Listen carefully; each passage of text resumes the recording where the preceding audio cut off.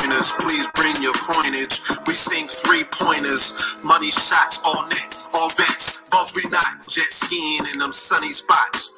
With women edible like gummy drops. Dummy stop, dummy stop. No weapon form can intercept the storm. Once my intellect is on, I'm projecting on magnetic fields and interact with blacks with athletic bills. I'm all about growth and development like residents of Ebbets Fields. Not to choose between who and chew. We wanna line our colors up like a Rubik's Cube and fade to black, here the truest hue. When you say the black man is God, who you alluded to? The usual Clarence 13X, a worthy guess. The words expressed come from the word in flesh. Elijah M, the NOI versus Leviathan. Messiah sent from the heavenly branches. 7 P's from since G-Dub cut down the cherry tree. In the wilderness of North Mex, and we flossing death and forced aggression, or forced perception, forced protection, or forced confessions. It's all a lesson.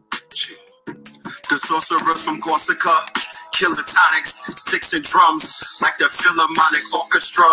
You niggas still playing harmonicas from officers, fabric softener, jive turkeys, popping 5 perkies, playing with keys, the Scotch stores tight. For that soft white, we could have caught life, just being forthright. First class on my 4th flight, popping out like Fortnite. Every night we lit like Porsche lights. The meek shall inherit the earth, oh yeah, the scorch type. And these niggas, they some hoes in these streets. Me, I'm 10 toes in these streets. They lost their souls, niggas got holes in their feet. Shit, I'm just worried about the craft and how to perfect it. Not worried about the craft, yeah, that's out of perspectives. Focus on the chip like I'm Robert Kraft, and then how to protect it. It's the waves of the oceans. Get to the money, nigga, save your emotion. Descendant of the slaves in the graves in the oceans. Mastermind that the waves is in motions. These niggas, they addicted to the folly, addicted to that molly, making me a movie, them sticks made of holly. I'm Dr. Manhattan, sitting on top of Manhattan. When I get all 5 rings, snap my fingers and pop up on satin. Dressed in old black, yeah, drop top the Phantom.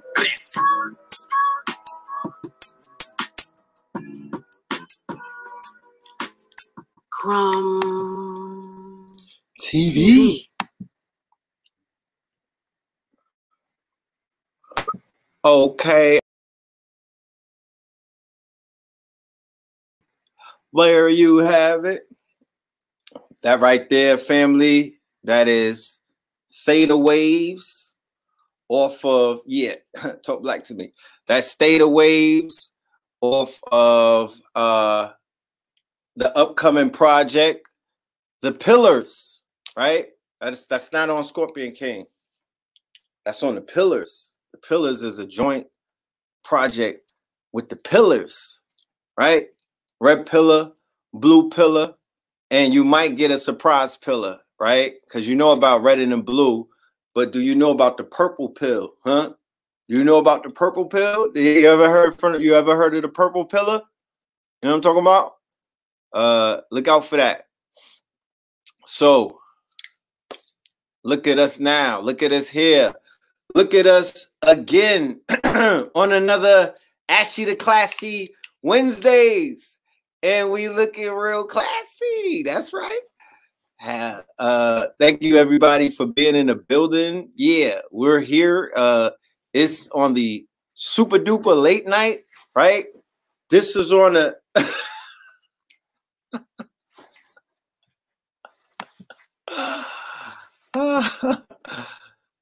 we on a late night. We on a late night, you know. We on a we you know, our city is open. We on a late night cipher. We're on a late night broadcast. We're on a late night show. All right. This is ASHY the Classy Wednesdays. And we have a super special guest tonight. You know what I'm talking about? The last ASHY the Classy Wednesday we did, we had our brother Trillionaire Trav. Shout out to him. We had our brother Heru. Shout out to that brother. Shout out to all of my stream chasers that's running with us. Over 100 of y'all getting this Forex money. we'll talk about that tonight. And that show, I've been getting so much response from that show. That show has been monumental. That show is what we would consider one of our most valuable shows, right, in our archives. That show has added value to it because that show, unlike other shows, is a show that has an action item that is attached to that show. That action item that's attached to that show is telling people to, you know, make your next move your best move. And for everybody that's not a better and not a sweater, there's a program out here, and y'all could get down with it, because this is from ASHY to Classy Wednesdays. This is about tapping into an income stream so you could level up. So that show is very valuable because that show right there has generated hundreds of leads, you know, hundreds of responses. So there's a lot of shows that are valuable to me, but when you put it into real context, the shows that are really valuable are the shows that you have an action item or an actual command or an actual command, you know, or you know, something to tell people to do, and they actually do it, you know, and things actually happen. That's when it really matters. I mean, we could break things down and we could do a lot of stuff, but when there's people, you know, adding value to what it is that you're out here doing, that becomes valuable. So my guest for tonight, he's known all over, not just the internet, but in the streets, in the trenches, in barbershops, right? Shout out to everybody who tuned into the first episode. We did an episode of Chop It Up. Chop It Up. You're going to be seeing new episodes of Chop It Up exclusively on Netflix. Chop It Up is a new show that I'll be doing where I'll be going through different barbershops with, you know, different teachers, and we'll go to chop it up, right, in the barbershop with the people in the barbershop, and we'll be live streaming it to our audience, and we'll have a higher level of a conversation inside of these barbershops when we chop it up. And we'll get chopped up as well. So we'll be showcasing the talent of the Black barbers that are all around America, because inside of barbershops is the meeting grounds of the streets and consciousness. That's the only place where bookworms and niggas who be out here in the trenches really link up. That's the meeting middle ground where a lot of people congregate. That's the barbershop, not the clubs, because a lot of people don't go to the clubs, right? Not in corporate America, because it's wild people unemployed. Not in the trap, because not everybody's into that, right? Not in the mall, because not everybody's into shopping. It's at the barbershop. So chop it up. Look out for that. Without any further ado, I want to introduce y'all and bring in the guest for tonight, my good brother Pop Darby. But before I bring Pop Darby in, as a matter of fact, I'm gonna bring Pop Darby in, and we're gonna do roll call, because we always got to stick with the tradition. I want to know who's in here and where y'all from. You dig? So we're gonna get into that. So let's get into the roll call. Even if y'all shouted out where y'all from, shout it out again, because this is gonna be the official roll call right here, where we let the world know that we are in the building. All right, let me bring Pop in the building. Hey. Peace to the God. Hey, bro, the background, whatever you just did where it looked like we sitting on the couch, that's fire. You hear me? That's where you want to go? Man, go back to it. Let me see what they look like. Look, my father has many mansions. Man, listen, that's right there, fire. Yeah. Yeah. Yeah, that's where we at. Yeah, we in the mansion, you know. We're in the mansion. We're in the gilded mansion. So yeah, let's do the shout out, because everybody in the South End building. Yeah, that's right. This is our state family. So everybody from, I'm gonna do a shout out. Y'all all invited to the estate, right? Y'all all invited to the estate. Don't worry about it.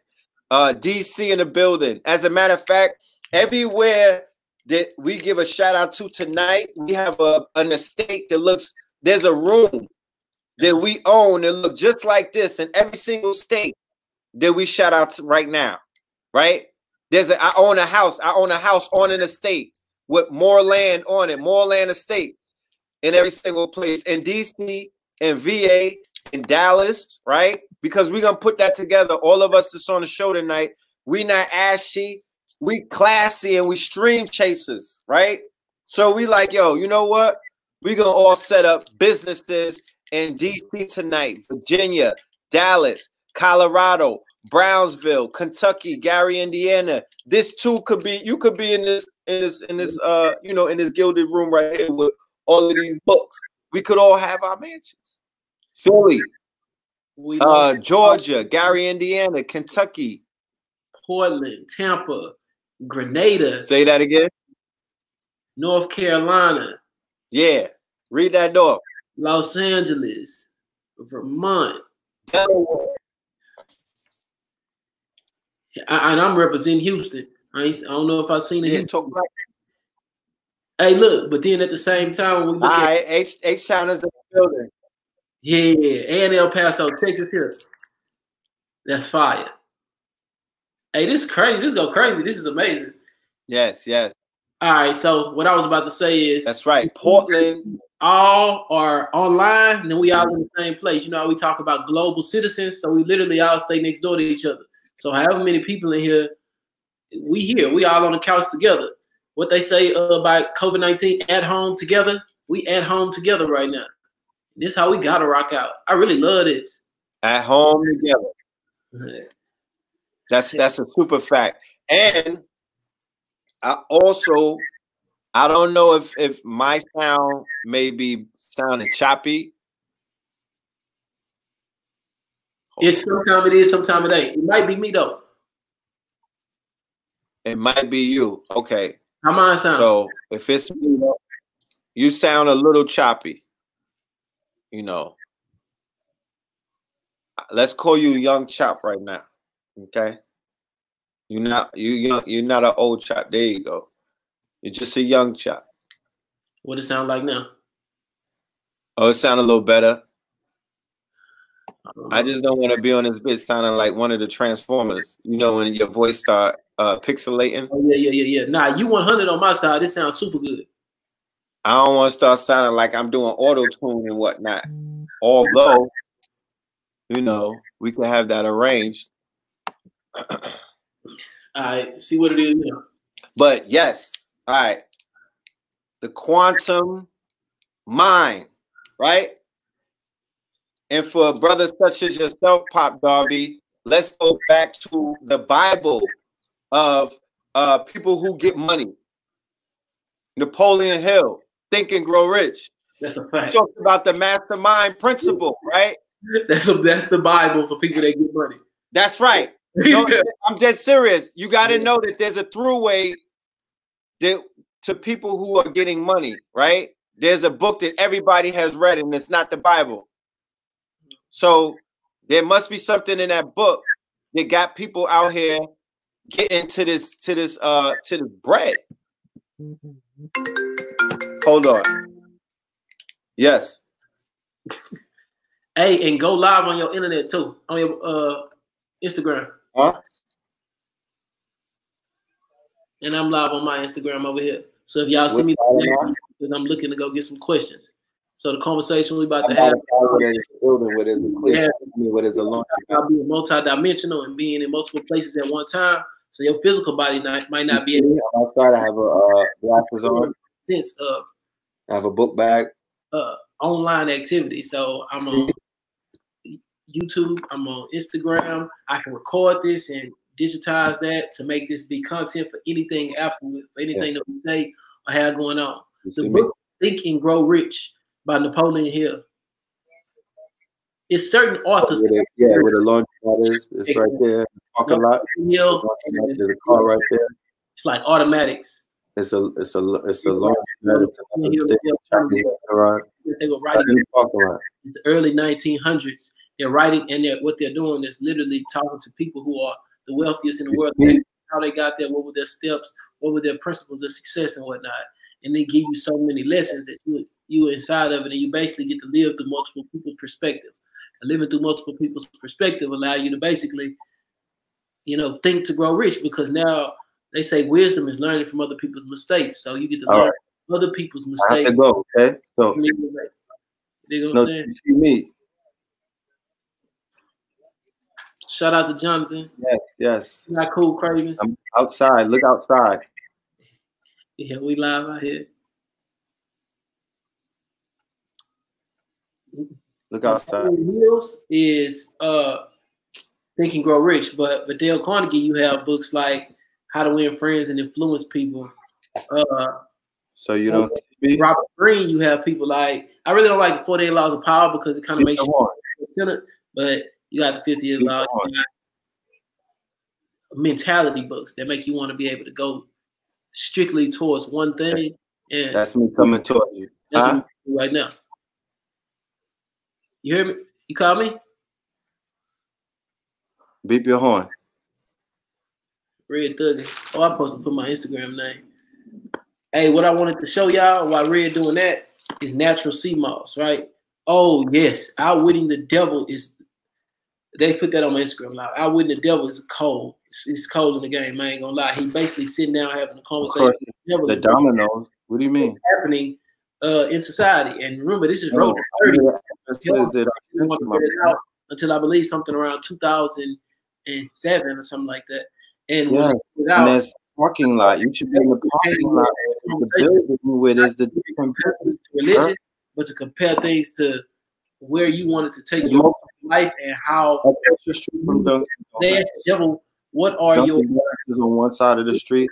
I'm on the other side of the street from Dunkin' Donuts. Controlling the people, he said, directly across the street from Dunkin' Donuts. Use poverty. So if I've been able to use media, food, that's where I'm at. People, you got to think of, and he break down all of the influences. Please come and pick me up. I've been waiting out here for a long time. Okay. They don't have much to do, and if I can push certain things on them, I gotta go off the phone though. Just come through, please. If you're in poverty, I can really create a merge. So when I talk about Dunkin' Donuts, you see the laundry man. Prison pipeline. If we have a group of people that I have glasses on, I have my book bag on, I have my jacket, I have my mask on. Sales, drug abuse, abusing women, or maybe not even abusing women, but across the street from Dunkin' Donuts is abuse, and most of us have gotten so used to it that we think it's normal. But if those are the type of things that are being promoted, like right now, people will be like, "Man, why is 6ix9ine still everywhere?" I have to get off my phone though, okay? They, as a industry, they create who they want to be on billboards. Again, please. He kind of said it the other day. He was like, "Man, people can just be on the billboard. People can pay to be on the billboard. People can get certain streams. They can hit certain type of rooms, and get 100,000, 10,000 streams. So same thing. They can just literally social engineer everybody into doing anything through poverty, through Red, what's happening, baby? You was carrying that. You was carrying that. Yeah, look, I'm on my hotspot, and I had got a lift for my people. So the lift had called me up talking about where are you, and I had to coach the lift all the way to come and pick up, you know, so I couldn't hang up. So the thing went offline. So thank you, but I heard you the whole time. The cold part about it is it never went offline. We heard everything. Oh yeah, I was able to hear. Dude, I could have put the shit on mute. My bad. Damn, I didn't know you heard that. Ain't no trip. You know, it's natural progression, and it's life. We ain't playing with life. We everything is happening. We talking about quantum. This is in the now. Exactly. This is in the now. Stream. This is in the now.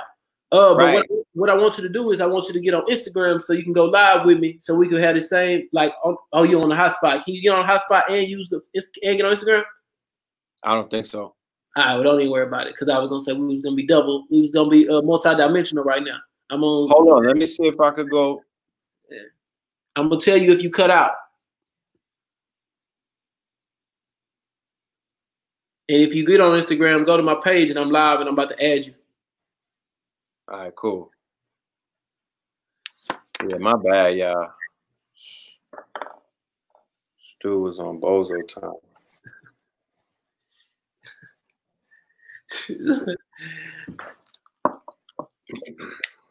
Maybe that's why they talking at the same time. Nah, because I couldn't scare him and say, yo, somebody is downstairs waiting for you, because you know how Uber and them be thinking. Nah. So I had to say, I had to play it off like, yo, I'm right here, because if I said, nah, my people's is waiting, they be like, nah, I'm not coming.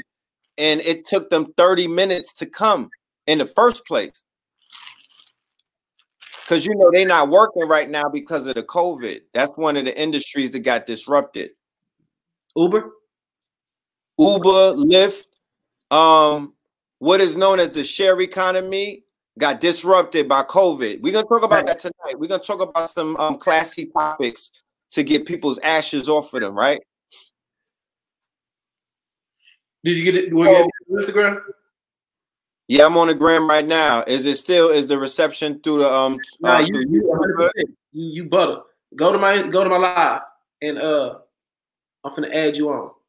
All right, cool. Nah, matter of fact, don't do it, because it's gonna make us have two sound. It's gonna be sound from both directions. It's gonna be an echo. Yeah. Don't worry about it. All right, cool. But yeah, all right, we in the conversation.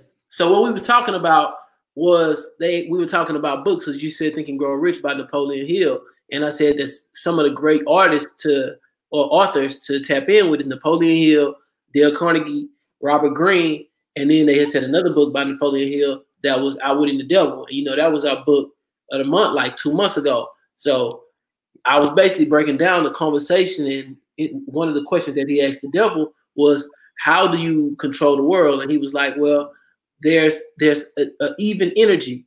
If you think about an atom, it has as many protons as it has electrons, but people pay more attention to the bad and they can overlook the good. So overlooking the good, you'll be able to say, if I take poverty, he says, media and food, then I can make people do anything that I want them to do, because social engineering allows people that are in poverty to have to follow the instructions of the rich. They are basically, the property owning class is still just like slavery. Those people are in charge of the workers, because they create the jobs for them to do, and they pay them what they feel like they want to pay them. Only difference is sometimes they allow them to live outside of their property. Like usually during slavery, we were just settled on their plantation. We lived in the back. Now they're like, okay, y'all can go home at night, but it's still come back and work in the morning, or you won't be able to go home at night. Exactly. So think about this, right? Conspicuously, because in the places that I travel to, I pay attention to who the landlords are and what their ethnicities and nationalities are, right? Mm-hmm. So the last place that I visited, I saw some of the same, you know, owners. Huh? The landlords. No, I'm just saying, I saw some of the same signs. Oh, yeah. That I've seen in other places where people who we call the small hat, you know, are the owners or the land or the lords of the land. Right? They bring something real special to areas where they own a lot of the real estate. There's always this dichotomy of them being right in the middle of where all of the murders are taking place. They are right in the middle of where all of the crime is usually taking place. But they own all of their real estate. Mm-hmm. And then, whenever you do the research on the neighborhoods that are like the killing fields, I'm talking about where it's gothic. The shit is like Dungeons and Dragons for the Negro tribes, right? Mm-hmm. Where I'm talking about is Freddy, Jason. It's all kind of horror shows out there, all kind of drilling. When you go and do the research on that, it's either one of the two things. They either used to live in those areas and then moved out, and then we moved in, or in those areas where Black people are killing themselves on levels that are unnatural, they live in the outside vicinities, or they're the landlords who own these properties. Because in the Bronx, in Harlem, in East New York, in the Brownsville, and Bed-Stuy, many of the places, and these are places within the borough of New York, of Brooklyn, right? Because people don't know that Brooklyn is a borough, but the borough of Brooklyn has mad different areas that are completely different from the other areas, because Flatbush is never gonna ever be the same as Brownsville. A Brownsville a Negro or brother or a guard from Brownsville is nothing like somebody from Flatbush, and a brother from Flatbush is not like somebody from Bed-Stuy. Bed-Stuy is not like somebody from Bushwick. Bushwick is not like somebody from East New York. So we different in different area codes. You could tell by they steez where they from them. Say that again. Like out here, if I could tell by somebody's steez what neighborhood they from. You're exactly correct. So as a Brooklynite, and then as a New Yorker, because there's 5 boroughs, so I gotta be able to identify Queens, Manhattan, Harlem, Lower East Side, Bronx, South Bronx, other side of the Bronx, Spanish Harlem, you know, because the people from Dykeman, the Spanish people in Dykeman is way different from the people in Spanish Harlem. Right? So what is that? You talk about tribal. No, what is that? What's going on with that? That we are completely different in ways that I can identify it. Like, yo, I could tell by the way you dress. You know what I'm saying? And what changed that, right? What eroded that and what melted that away is 2 things. There were 2 major disruptors. One was cable, the other was the internet, right? And then when they put them 2 together, and then when social media came, that was the 3rd disruptor. But cable disrupted places like quiet towns where I'm at right now. And I was talking about this before. It influenced. It was a cable brought foreign culture, right, or multiple different cultures into places that didn't have really a lot of culture, right? Or it introduced culture to individuals who began to adapt individual cultures versus the shit that that they used to be on when they were a part of their state or a part of their hood or a part of their cities and whatnot. You know, case in point, in case y'all are confused as to what I'm saying. When 106 in Park came out, right? When BET put out 106 in Park, 106 in Park introduced the world on how to dress based off of the videos that were on 106 Top 10, or based off of the videos that 106 was putting out. People were getting their swag and their style, and they were learning about what labels were hot and stuff like that, and how Free and AJ was dressed. You know, they were like dictating fashion. So before, when you go to a state, you would be like, yo, I could tell a New Orleans nigga from the white tees and the jabos. Soldier rag. The soldier rag. Yeah. Now you go to the NO, they got 3 cuts in their eyebrows trying to wild out. So people began to adapt different personas from different areas, and they were living in hoods that were like not with those, you know, like when they had, you know, like we from that environment, right? So now, remember I said earlier, we like speak to a certain community because of where we come from, that people gonna relate to it just by being able to look in our eyes or whatnot. But 50 Cent has said something that was major, like when we was talking about the Year of the Rat earlier, we was talking about Tekashi 6ix9ine, and they had asked him, do we think he would lose fans? And he was like, yeah, because middle America is his fan base.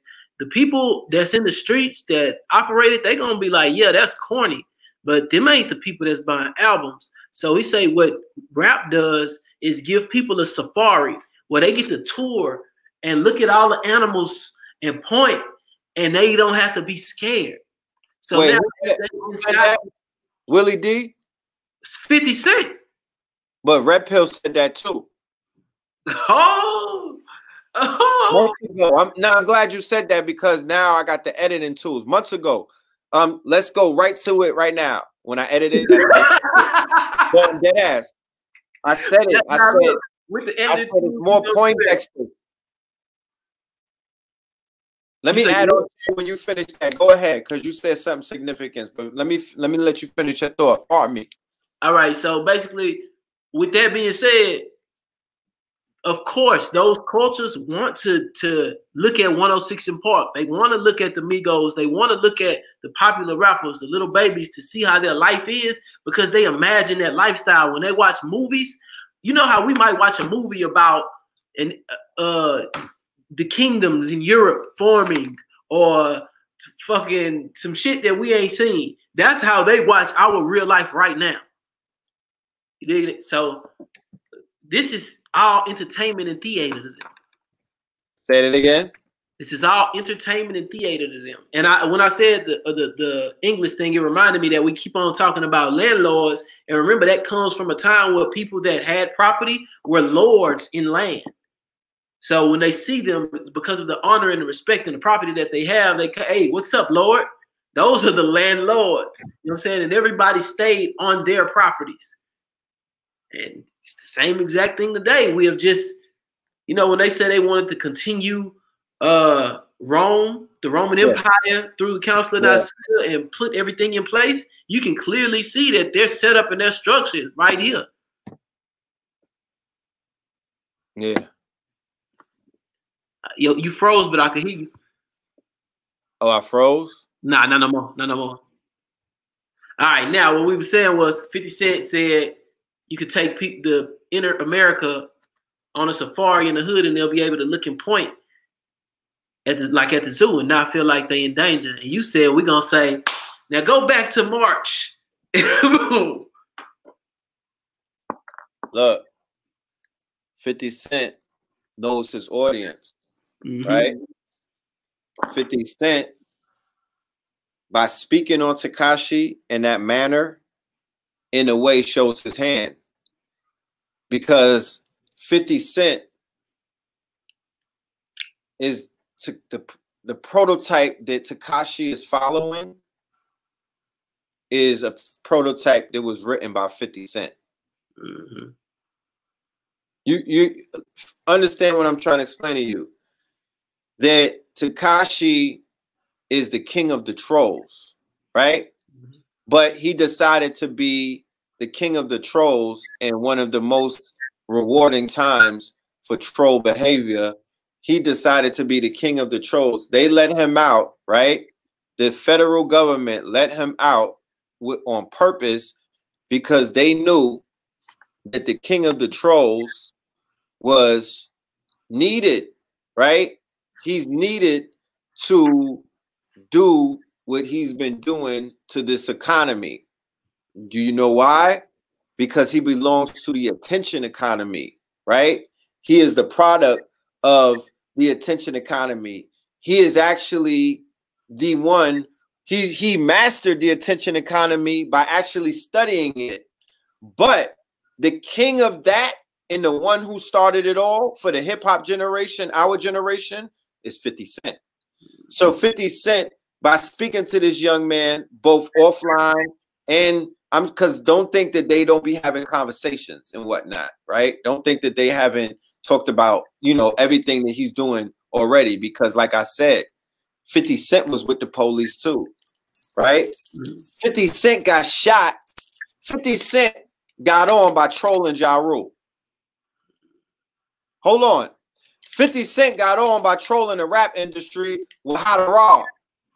Nobody knew who that nigga was. You understand? And he had a real nigga's name. Huh? Until he said he was robbing everybody. That's when they was like, who is... Yeah. Yo, he trolled his way in to make his name ring when hip-hop was really about hip-hop. Think about that. And to be honest with you, back in those days, those bars were considered to be wild nursery. This is serious. Don't take this delirious.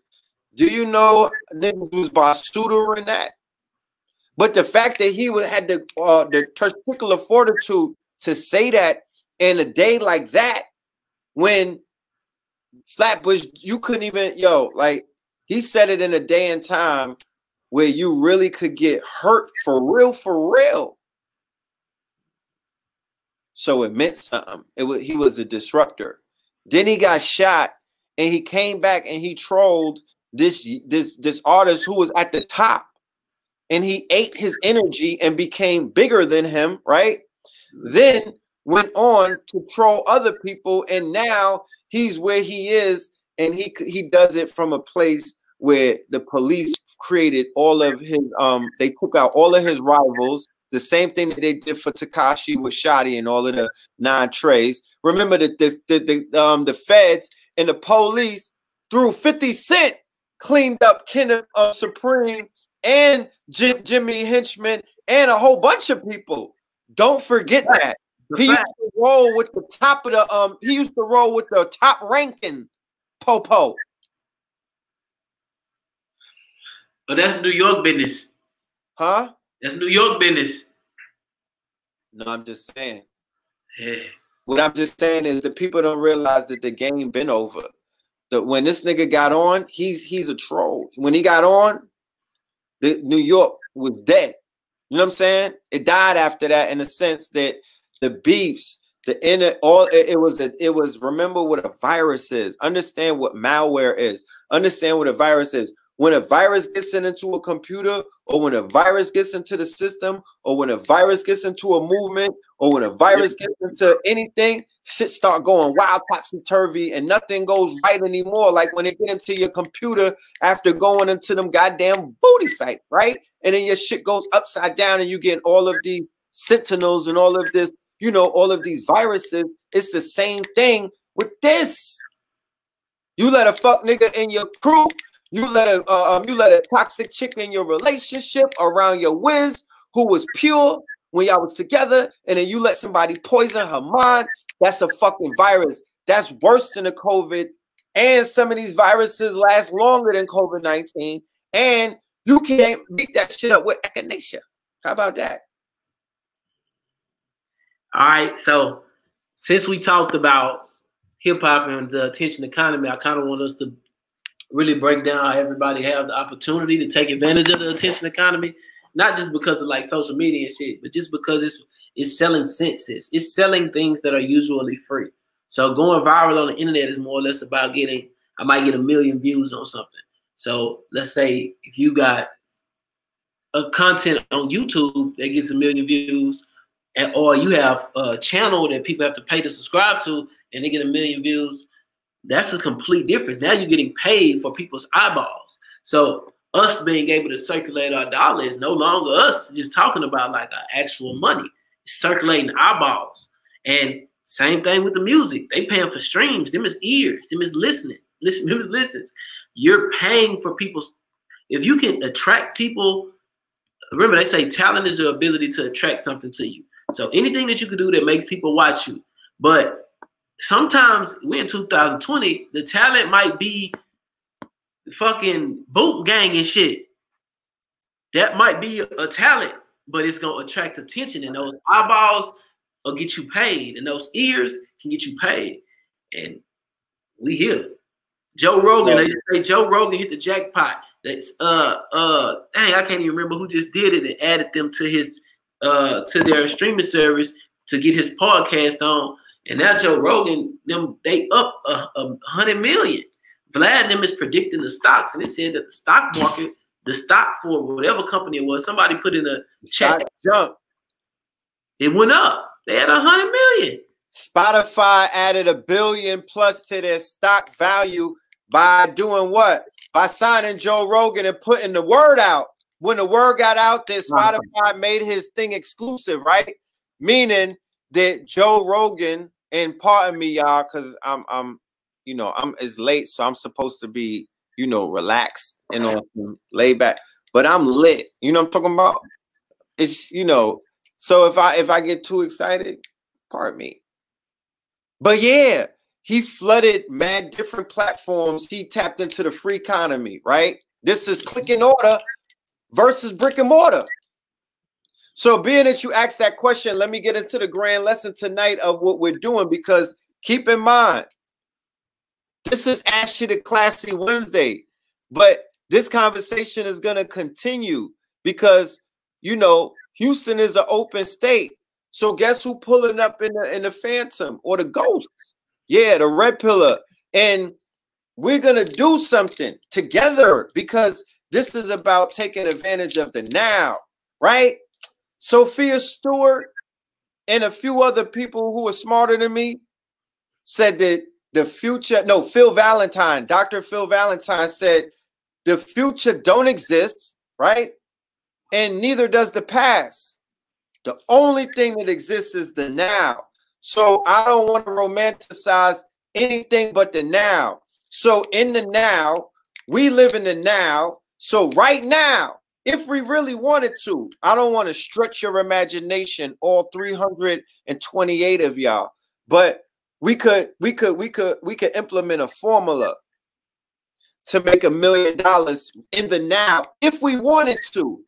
But I'm not going to put that much stress on our people. But what I will do is I will take about 30 days to bring together 1 million of us, right? Just 1 million of our eyeballs, like this young man said, right?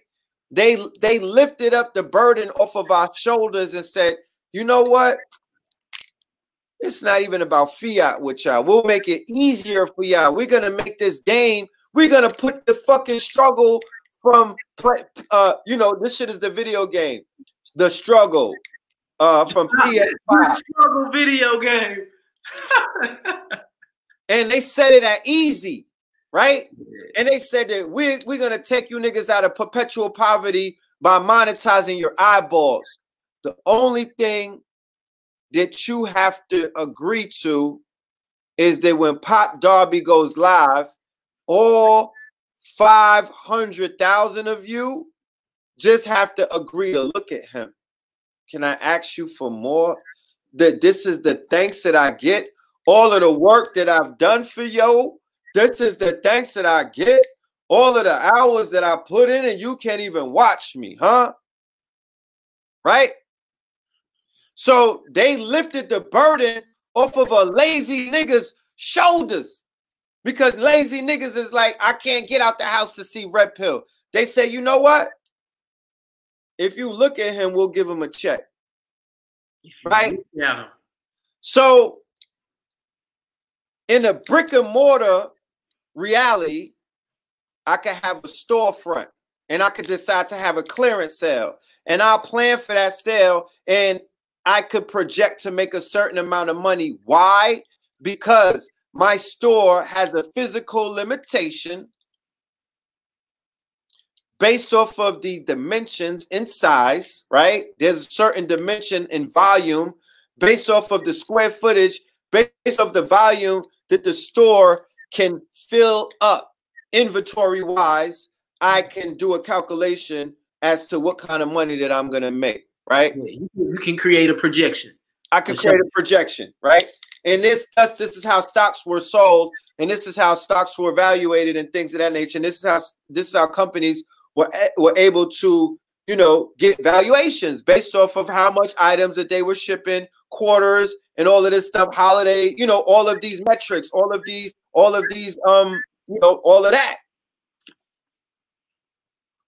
Here comes Fashion Nova, right?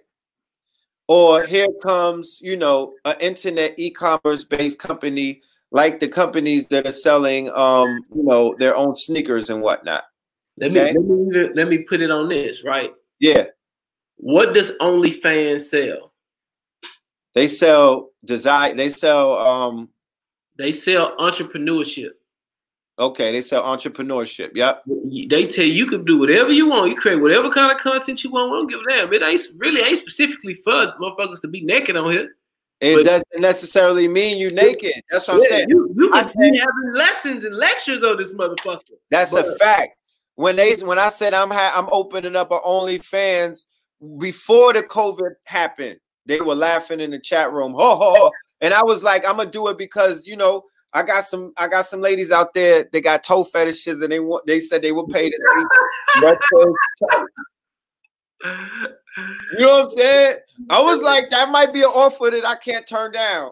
You know what I'm talking about? You want to see my And then I was like, wait a minute though. I could just do my OnlyFans where only my fans are able to be in a room when I'm, you know, rolling up or when I'm painting or when I'm drawing or even when I'm it's private content, it don't matter what it is. It don't matter what it is.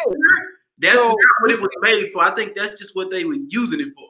But I said that to say OnlyFans is selling entrepreneurship to anybody who has any type of talent. Because I could be, if Jay-Z tell y'all he gonna go ahead and get an OnlyFans playing the flute, motherfuckers is gonna sign up to watch. It doesn't matter what you're doing on there. It matters that if you can get the eyeballs and the attention, then you can make people give you reciprocity. You can make people pay to see what you want to show them, or they cannot be able to see it.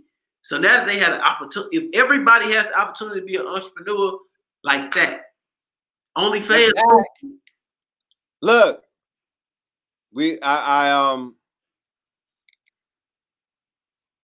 I've said before in some presentations that we did that, and I've even demonstrated in some of the lectures that we've had. One of the ones that we did in you wasn't there.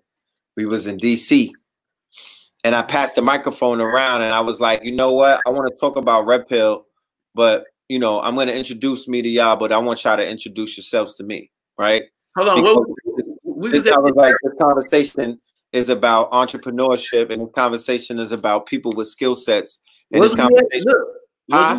we at that church with all the masters on the wall? Oh, did I do it there? I know that was DC, right? That was in DC. No, this one we did with Keys. We was in we was like DC. It was on the border of DC and Maryland. Okay, I'm listening. Yeah, we was there. It was like I think it was around September of this year. It was recently. Anyway, right after we came back from the UK, I believe. Mm-hmm. And I passed the microphone around, and you should have seen how much talent was in the audience. And I did that to show the world and everybody that was watching that we have missed the opportunity for decades at these lectures. Because in the audiences of the lectures were the pool of talent that we needed to build this nation. They always showed up. A lot of them answered the calling. But what did not happen was nobody called on them. You know what I mean? And they were allowed to go back into the wilderness, and some of them got eaten alive. Some of them got lost in the wildernesses of North America. Some of them became the actual hunters, and they became the ops. They switched sides. So look, I just want to say this key to this, right?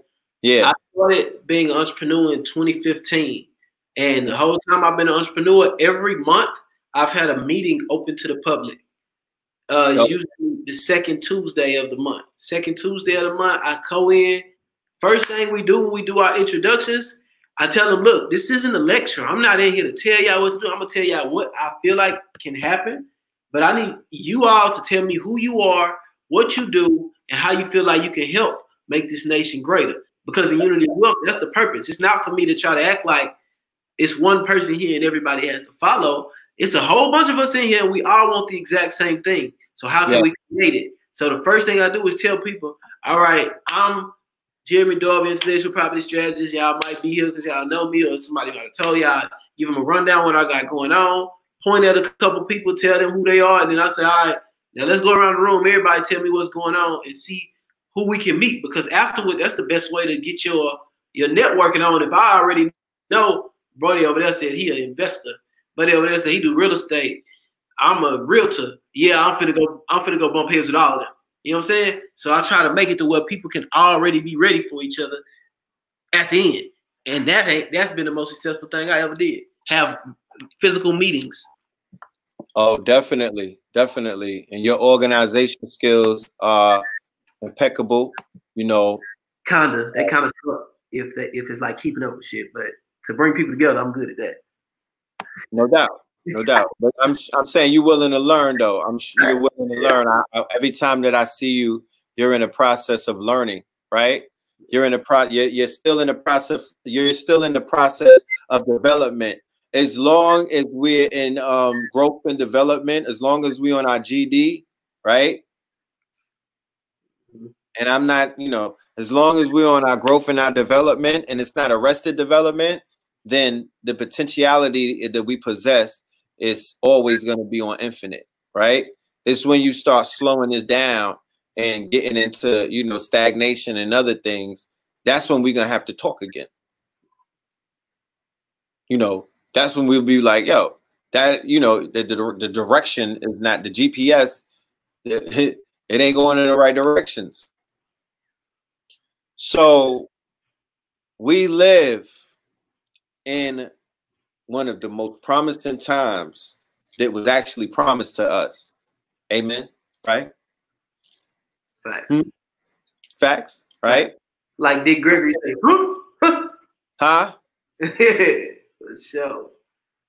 And these times exist based off of interpretation, or these truths that I speak, they exist based off interpretation, meaning that based off of the way you see the world, based off the way that you see you in the world, based off of the way if you see things getting out of your way so you could make an impact in the world, that's how the world is going to show itself to you.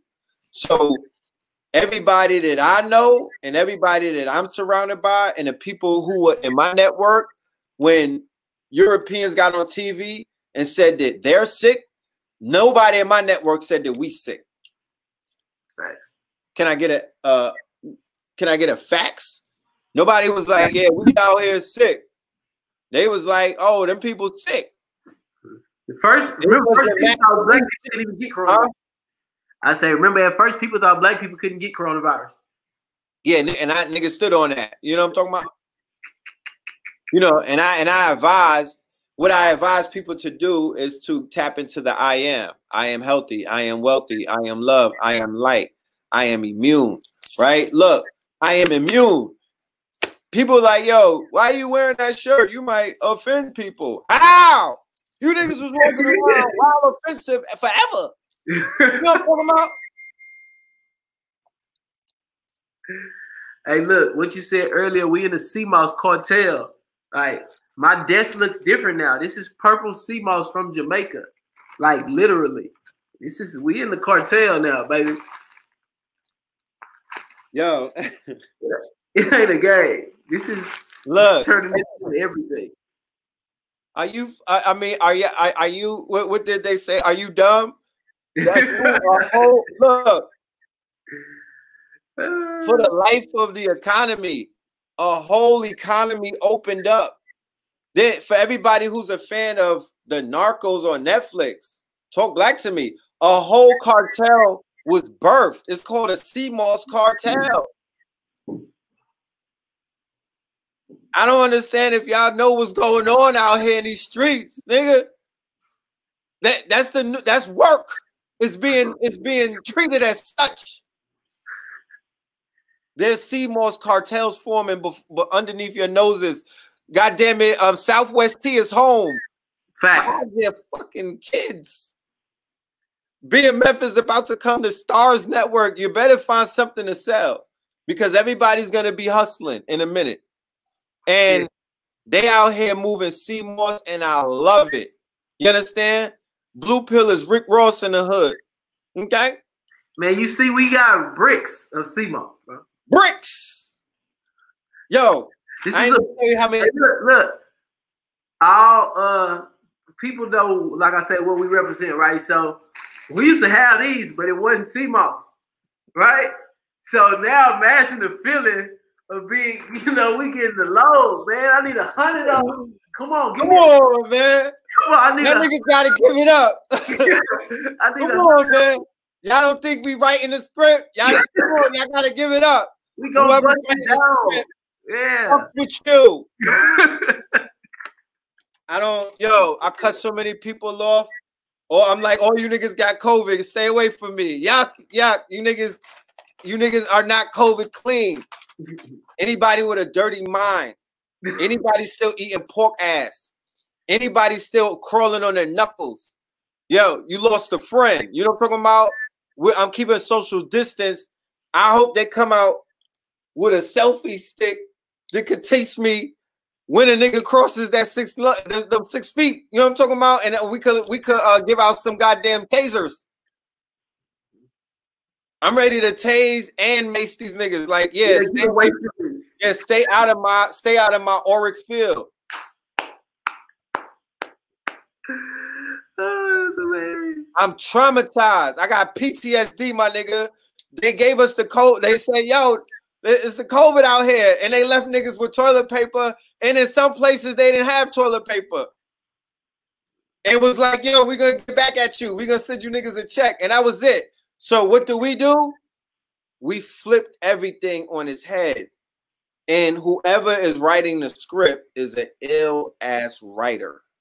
You couldn't have written this whole 2020 movie a better way. If you cannot draw inspiration from the last 90 days, I don't know what to tell you. 90 days ago on February 22nd, I was in Connecticut doing the Facts 2020. That was the first Facts 2020 of the year.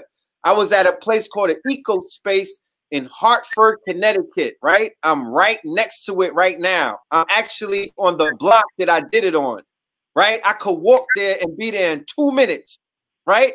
And that's not planned. That was not planned. This is completely organic. This is completely the ancestors working this out. That around 90 days ago, I came to Connecticut and said food, art, clothing, technology, and shelter. And let me just share something with you about what that means and how that applies to right now. Yeah, I knew about COVID-19 and Corona because I put it in the actual presentation. And I was sharing with the family that this is the exact formula. You talk about algorithm or you talk about solutions. Malcolm, everybody was celebrating his birthday and you put up some real fire. You know, you could share your screen on with the technology, my good brother. So if you want to show your Instagram, which is on your desktop, you can do that. Because I would love for them to see those Malcolm quotes that you had. The actual Malcolm talking or the other one? The other one. Okay. Let me see. Oh, yeah, what we have to do, family, is we have to edify the sources in which we draw power from, right? Because everybody from the rappers to the people that are conscious, everybody agrees that Malcolm is the Neo, right? That's the one that everybody is like, that's my guy. That's who I draw this power from. I'm intellectual like Malcolm. That's what people tap into, right? For sure.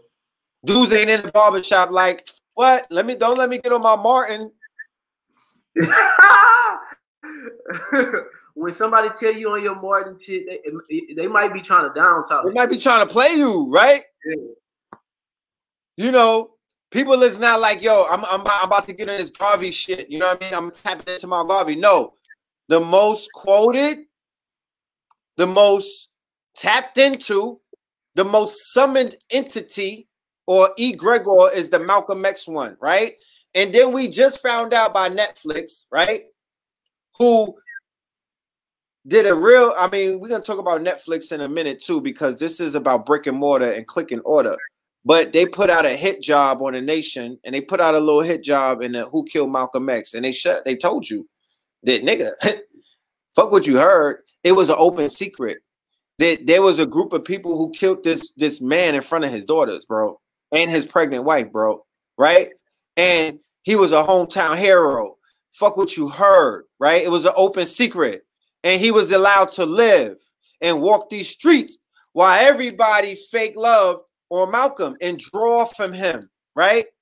But what you do, how you settle a spirit and how you edify one is that you avenge them, right? You don't allow anybody walk around with the blood of, or you don't let the people who killed Jesus walk around up in these streets.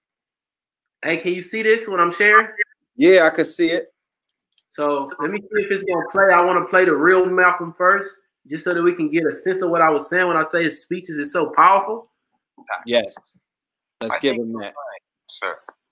that there will come a time when black people wake up and become intellectually independent enough to think for themselves, as other humans are intellectually independent enough to think for themselves. Then the black man will think like a black man.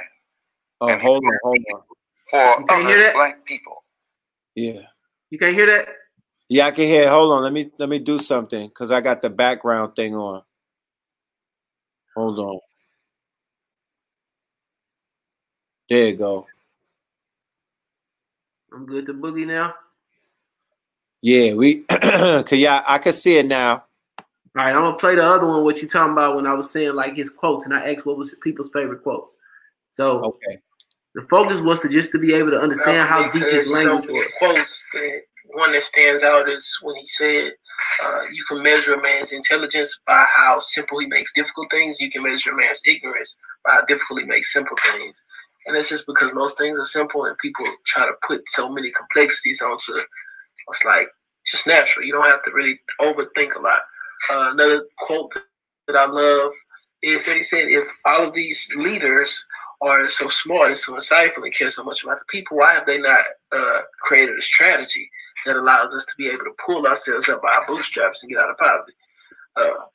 And that just stands out because if somebody is not focused on getting groups of people into better positions, then I can't really trust you, because then I might think that you're only in it for yourself. And if you're only in it for yourself and you want individual praise, then you're a hindrance to our community. And that leads me to another quote that is, you're not part of the solution, you're part of the problem. So basically what I was saying is that one that stands out is Malcolm X is probably one of the best wordsmiths when you go look at his teachings, when you go look at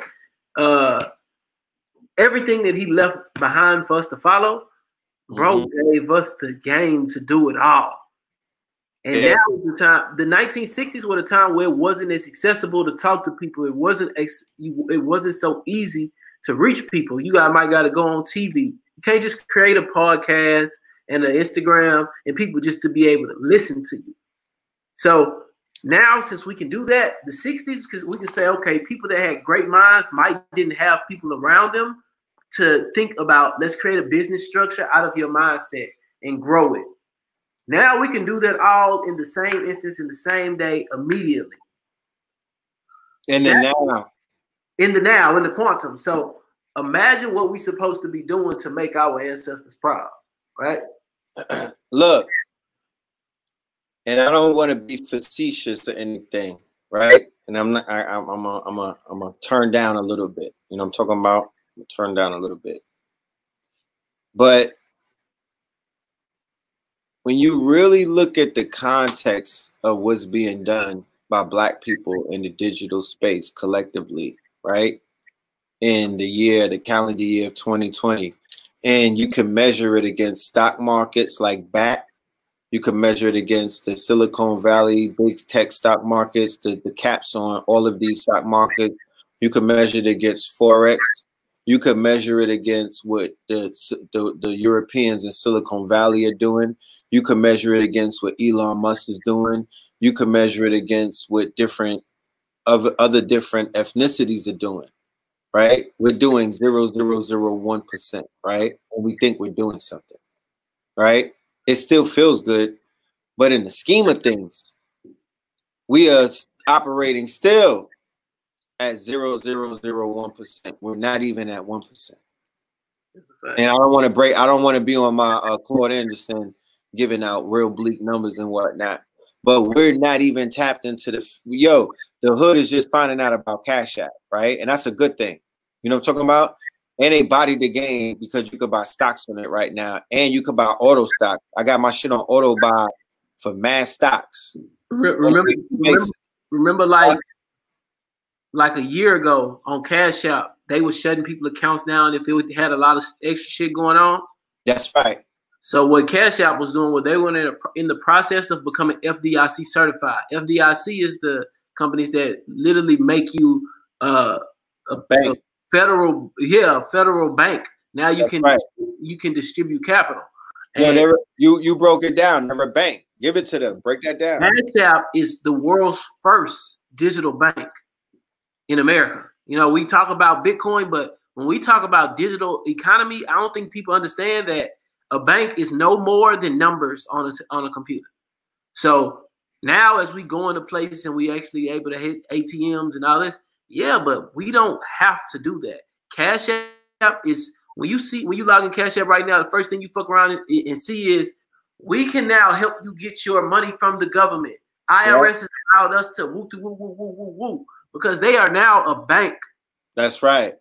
Look, people have the audacity to say something about a digital dollar this, digital dollar that, right? I'm like, you know, it just amazes me how crazy, how people don't understand what's taking place right in front of their face. Like, nigga, Cash App is the digital dollar, bro. What are you talking about? You don't have to worry about the digital dollar. You're using it. It's called Cash App. Hey.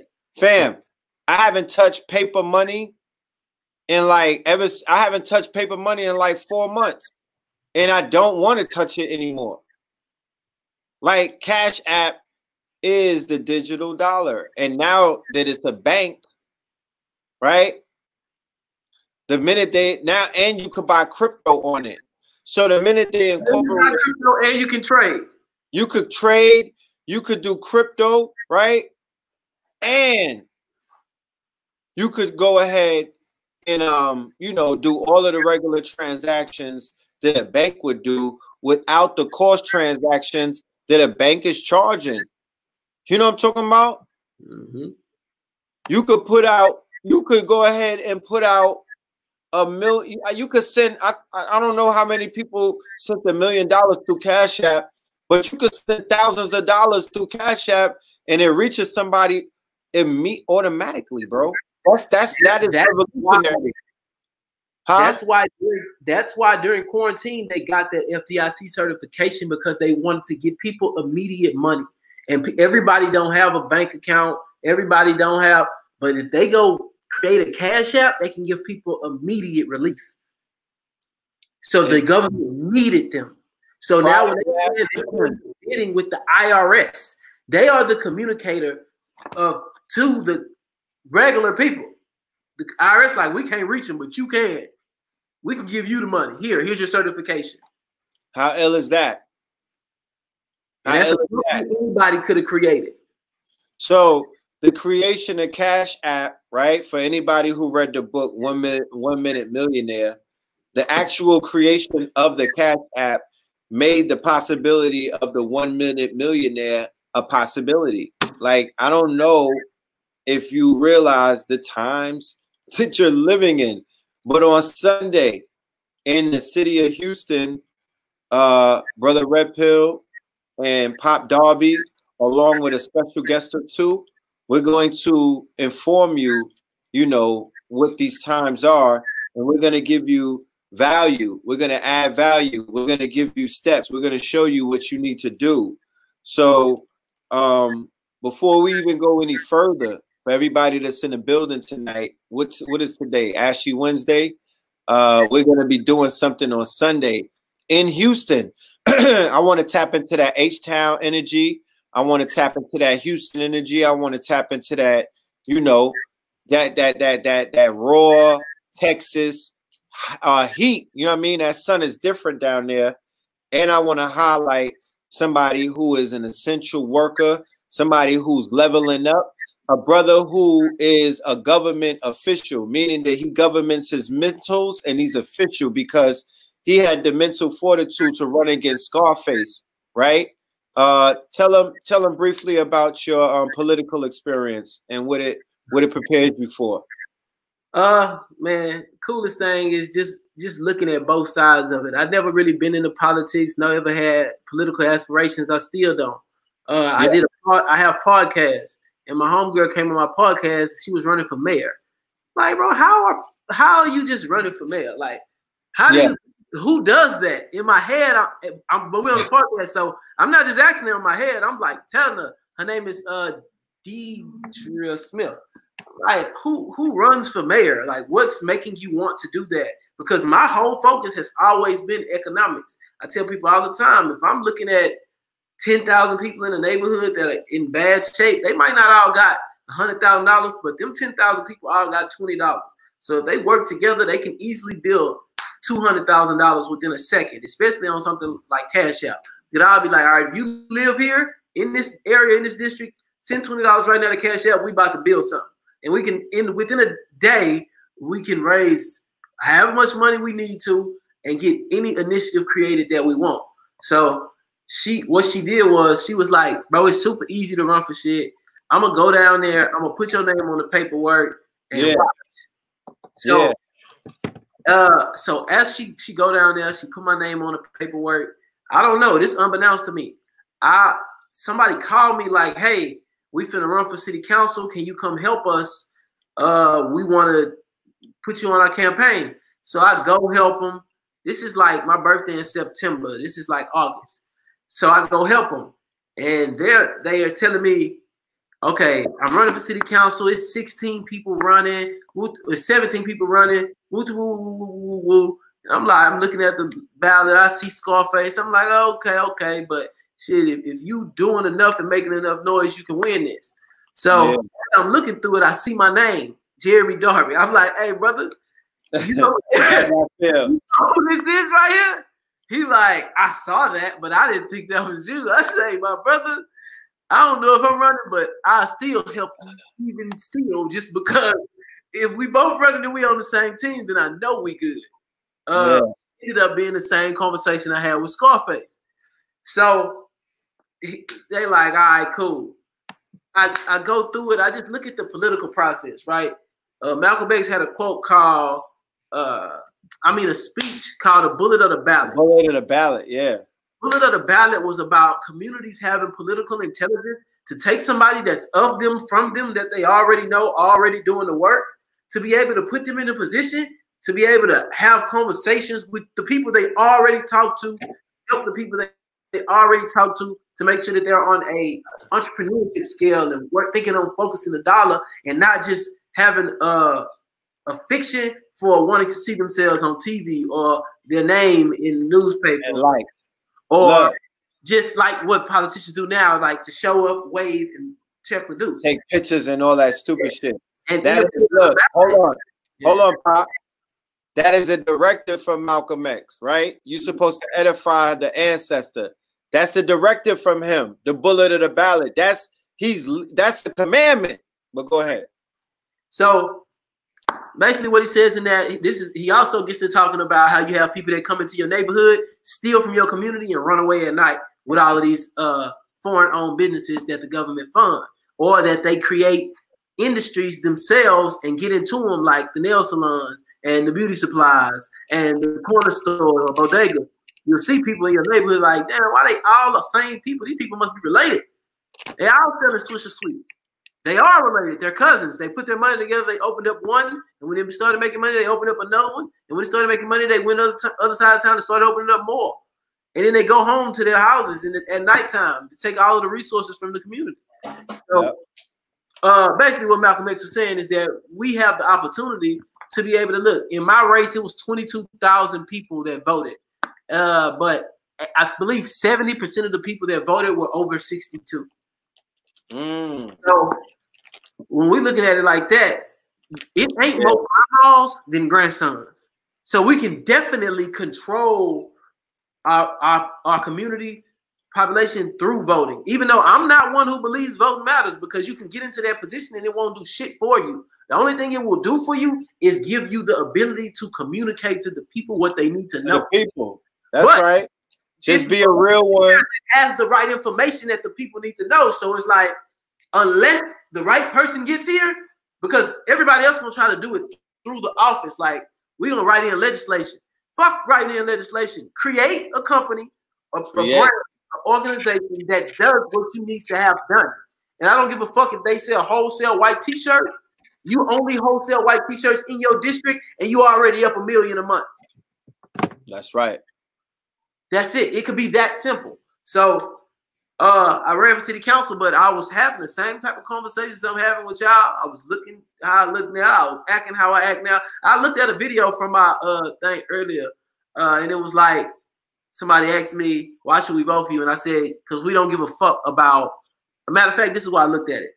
A lady bumped into me earlier. She probably 60 something. She had a mask and her gloves on, and she was like, I really love you. And, you know, I'm like, damn, somebody done showed on my Instagram because people come up all the time. I'm not even remembering that I ran for city council and was at speaking engagements and motherfuckers was giving me standing ovations and shit. Yeah. So she like, you know, I voted for Scarface. And he didn't win. And the lady that won, she was like, and, you know, everybody went for the same old, and we got the same old. She hasn't done anything since she's been in there, and it's almost a year now.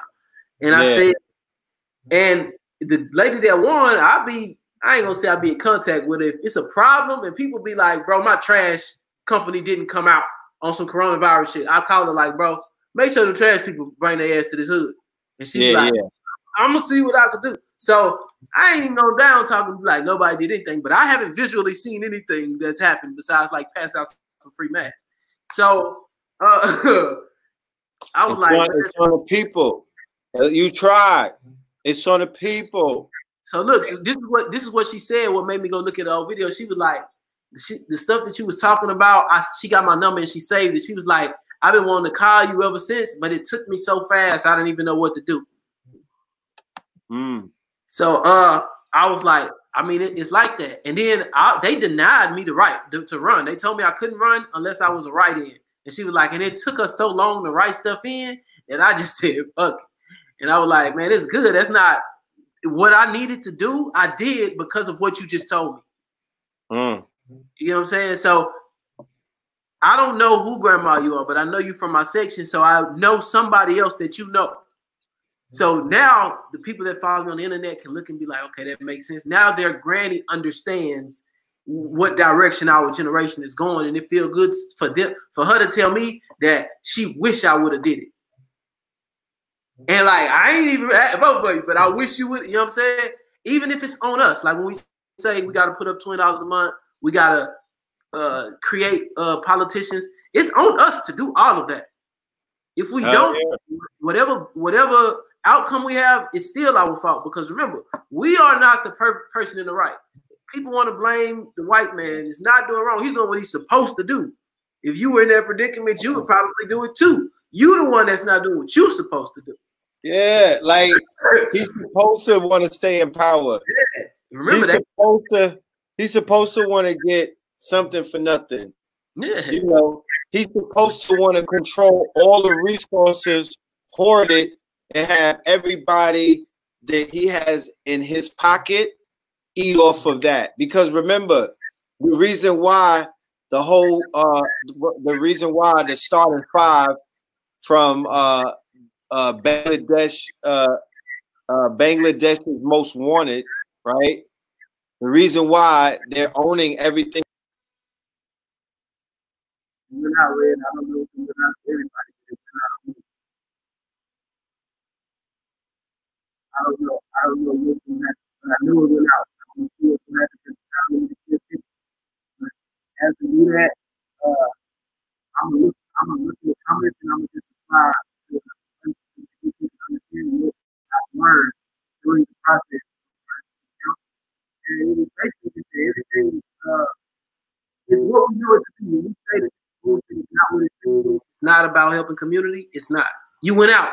I know my phone. A lot of dudes why they have people from these third world or these foreign countries that are given all of the tax break and the opportunities to prosper, you know what I mean, in businesses inside of our neighborhoods and whatnot, is because they're being pushed and set up, and they're being put there because, like you said, the government or other entities, they'll set up the Indians in the gas station, but the government has all of the quote unquote, they have their hands in selling. They'll tell the Indians, we'll set you up, but we're gonna sell you all of the Pepsis, We're going to sell you, or, you know, they get the contracts on the little things, like the supplies.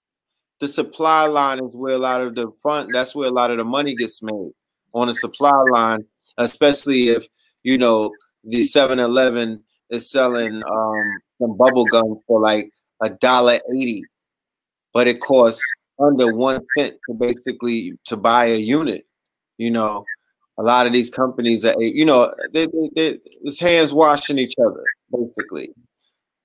They But now for the cheap, then they gonna tell them where they have to do business. So if anybody else does business in that area and they got their product, they can't compete with you because they can't get it for this price.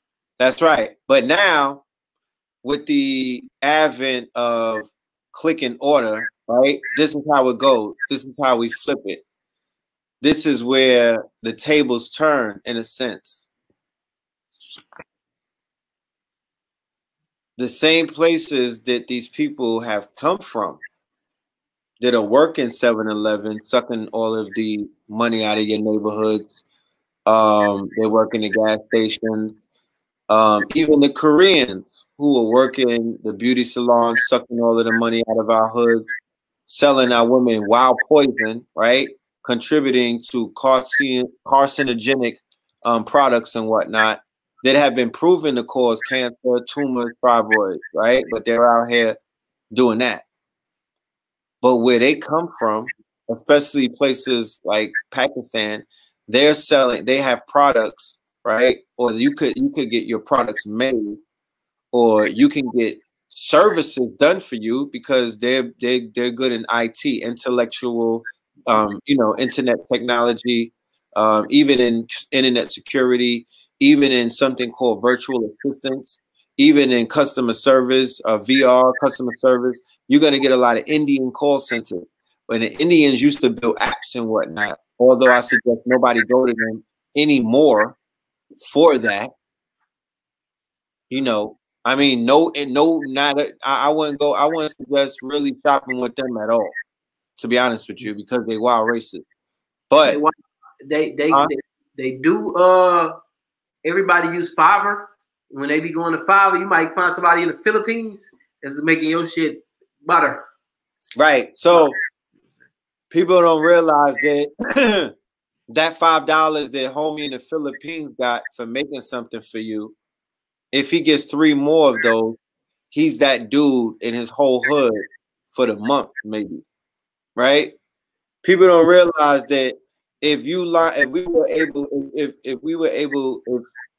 somebody from Africa who is projected to make $5 a week, right, inside of a coal tin mine, right, risking their lives to dig out the dirt to get up coltan, because everybody's always showing these reports about how our people are being suppressed and enslaved, but nobody never visited none of them places to really shake shit up. Like I never seen like the NOI get off the helicopters and just go to the mines and be like, yo, like what's really cracking? You know, nobody really went live from any of these places in Africa that they said our people are being so oppressed, that our people are being enslaved. When these are the same niggas that be like, I wish a nigga would try to enslave me these days. Like, I don't see nobody going anywhere to really, you know, interrupt or disrupt shit that's going wrong for our people. Because 9 times out of 10, the Europeans who be oppressing those Africans are wild pussy and mad timid around Black Americans. Because remember, you know, you gotta always keep it. You always have to put in perspective. And perspective is that around the world, our people interact with Europeans a little bit differently. Like I've seen how Africans act around white Americans.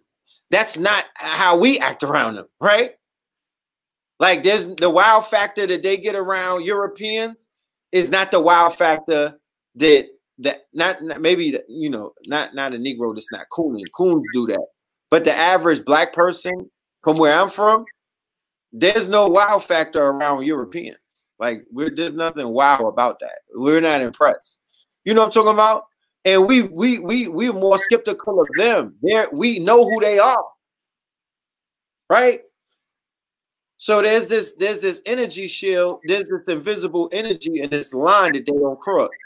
But when you go to the Caribbean, some places, not all the places, when you go to some places in Africa, when you go to some places in the UK, our people don't have that. They don't treat the white people the way that the Black Americans treat white folk. If you can understand what I'm saying. Like, I come from a time where they put hands and feet on them, like for religion. You know what I'm talking about?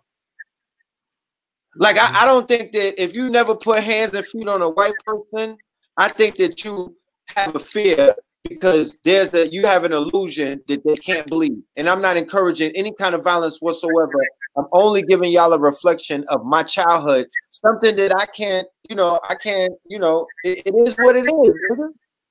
I came up in New York, and the way that we ate, the way that we went out and eat, that we would call wolf pack, the same thing that they showed in the beginning of the When They See Us Netflix series, when we used to go out wilding like 100 deep. Peep this. I don't know if you ever watched Mike Tyson in the Smoke podcast, right?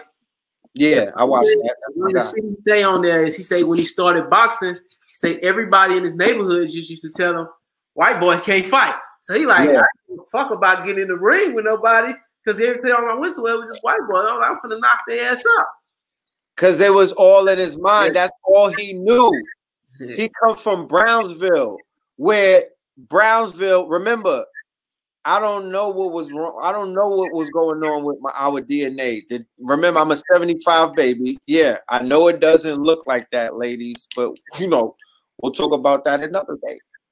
And Mike Tyson, the generation that I was coming up in, it was called man-child, right? So 13-year-olds, and because my son is 12. So this is not his generation. It's not my generation by far. Even with the little niggas that's called drillers, they're not my generation because they don't look like them. They're not these niggas are not super predators. Let's be clear. When you see 15-year-old Mike Tyson and 15-year-old Stanley Tookie Williams, them is different type of sights. That's a fact. These little dried up, these little niggas in Chicago with the bird cages. Yeah, them guys is bodybuilders. These little niggas with T.I. bird chests. These little, you see them with their shirts off? It looked like a UNICEF commercial if you turn the volume down. No, they're not man-childs. At 13, my cousin Billy Flippadippolis, he was knocking out 30-year-old men with one-hit quitters. And he was wild big for 13. When we were young, the 13-year-olds were built like grown-ups. And they were not eating GMOs. So what was that about? Right? And they had something called a knockout game. Yeah, we had the knockout boys out here. Hey, I had the knockout game. Right? Okay. I'm finna go right to the charger right quick. Now, remember, don't judge me. I'm giving y'all these stories and whatnot, and I'm not glamorizing anything. I'm just putting it into context because a lot of people were born in the 2000s, and y'all might not think that this is real life, but I'm giving you a glimpse of remember, you can never take my experience. I see the world through a perspective of a unique vantage point. I was there. You know what I'm saying? That's something that billions of people cannot say. I was right there. I see the shit from a place that is unique that nobody else sees it from. And they have their perspective, and I respect that. That's why if someone's mind is interesting to me and their story is unique and I'm attracted to it, I'll listen to you.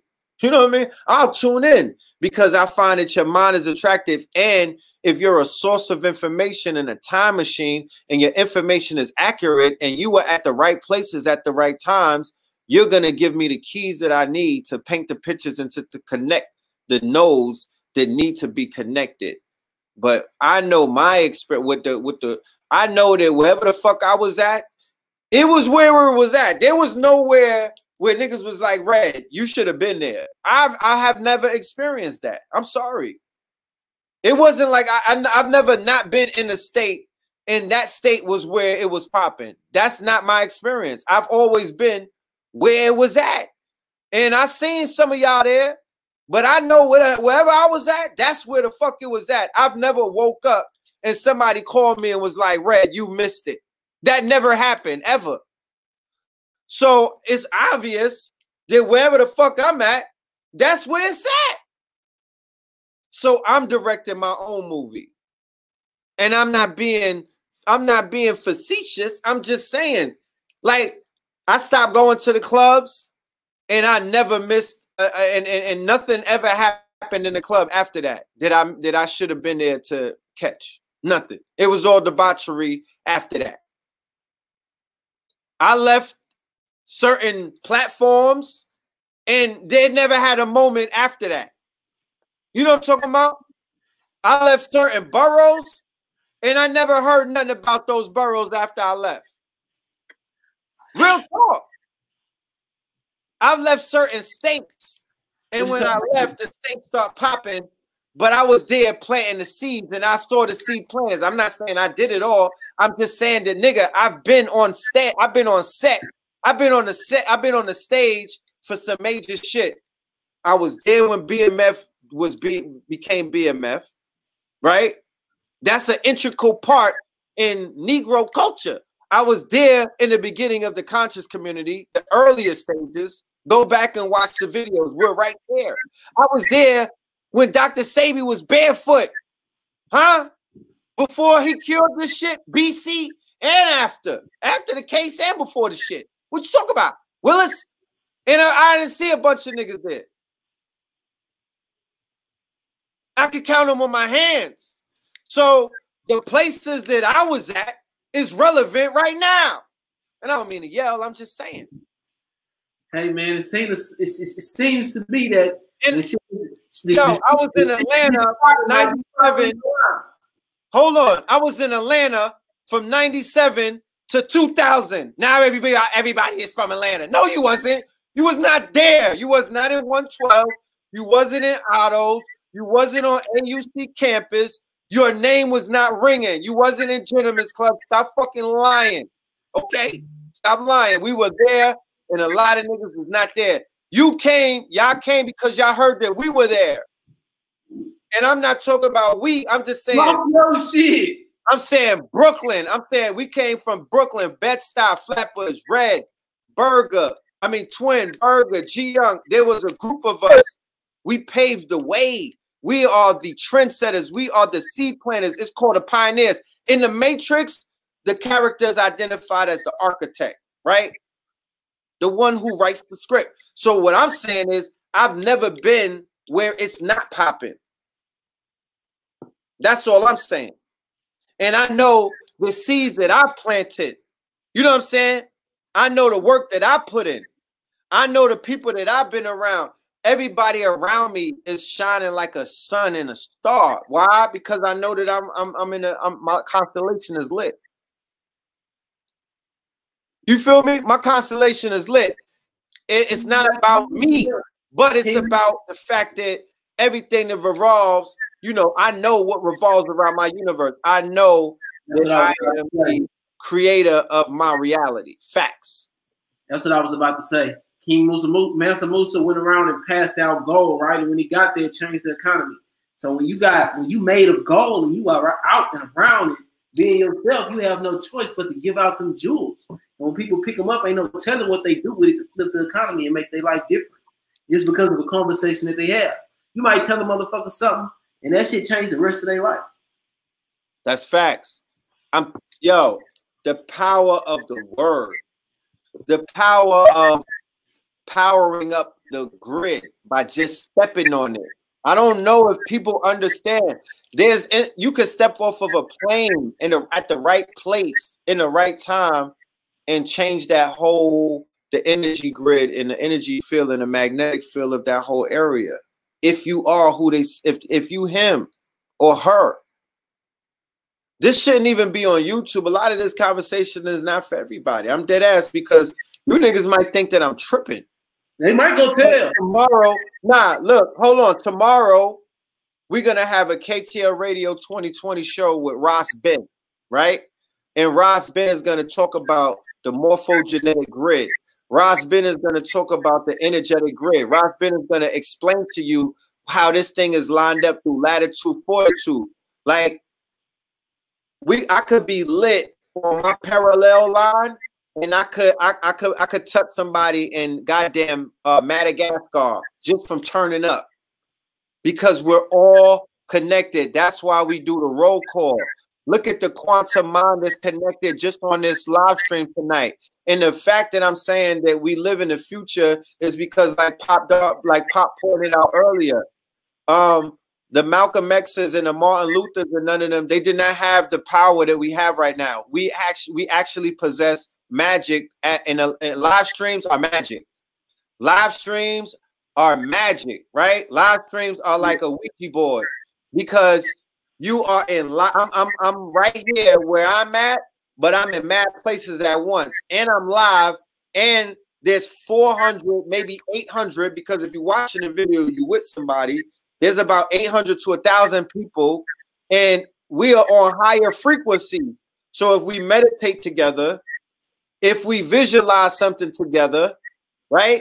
If we say, yo, let's all go in the sun right now and affirm, fuck praying, you know what I mean? Not to say that that's not effective, but let's affirm. Watch this. I want to give a clear example, and it involved your brother. Yes. I was live the other day with Blue Pill, and we had a community garden. Every 2 weeks, you know, we do a community garden, and we basically become the grocery store for the people who want to shop at our community garden. And as they came, one of the dudes was like, bro, my wife got COVID. She on a ventilator. Woo, woo, woo. Told me the story. I'm on live with Blue. He was like, man, I just want to really get y'all to give her a second. So we outside. I put the camera at the sun. We said we gonna give her a second, but right now I think it was 120 something people on live. Yeah. We moment of silenced it, right? Yeah. For about 70 seconds. He called me the other day. Her name is Miss Mock. Miss Mock is breathing on her own, not without the ventilator. That's so right.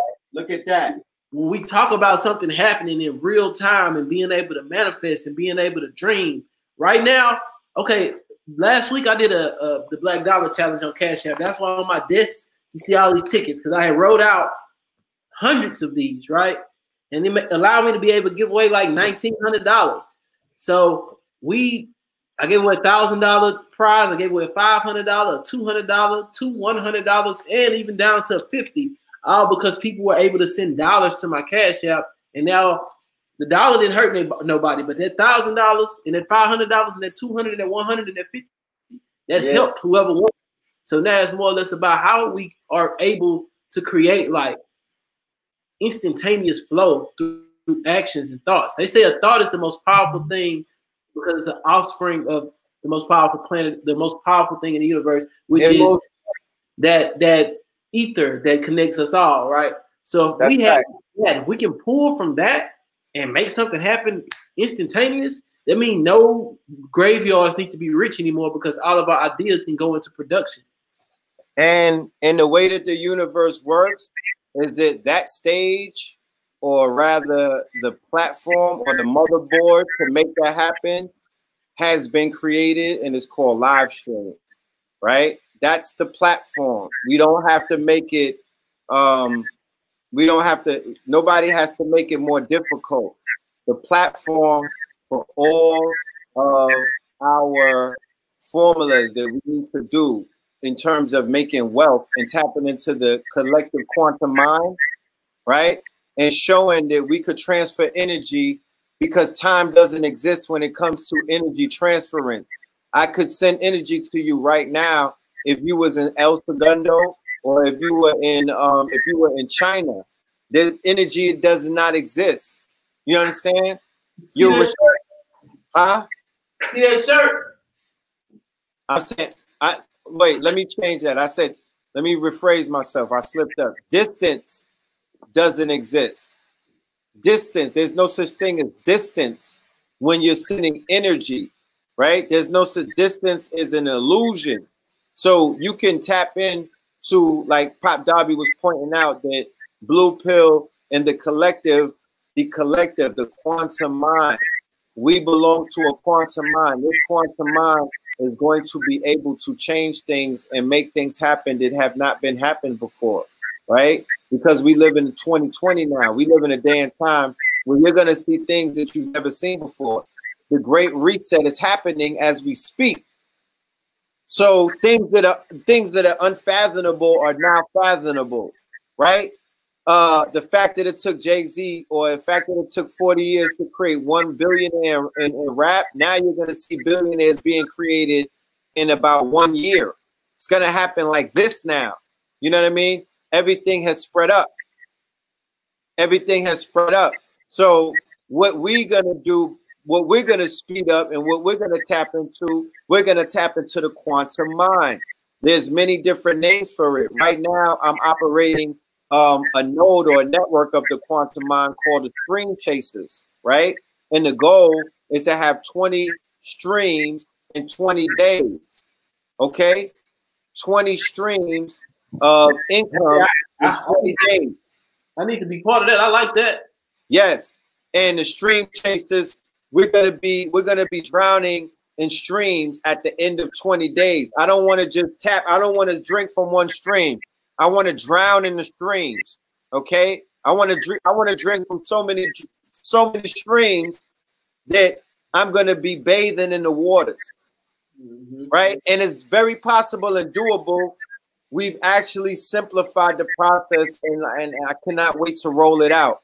So, but we're already rolling it out, and the first stream that we all are drinking from is the Forex.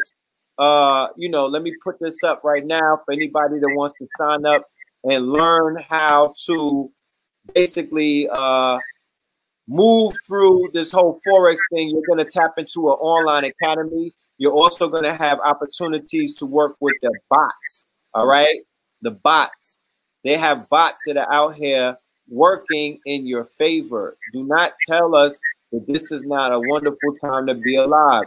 Do not tell us that the evolution was not digitized. Don't tell us that, because we're going to say that you are smoking or you're on something or you don't know the times that you're living in, because that's not the reality. The reality is that everything is what you make it right now.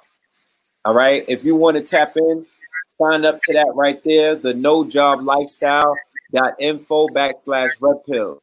There's been more people who have become thousandaires and whatnot and been able to level up by tapping into the Forex on a daily basis than they were tapping into while they were doing their quote unquote 9-to-5s and whatnot, or doing their what they call the plantation. So we're even going to do a show coming up where we'll have some testimonials from some of the people that's inside of our winner circle, the network that's out here winning, the stream chasers. You know, you was going to say something, Pop? I was going to say, because we were talking about like live webinars, think about the last 20 years, right? In the year 2000, I believe webinars did not exist. In the year 2000, group chats did not exist. Nope.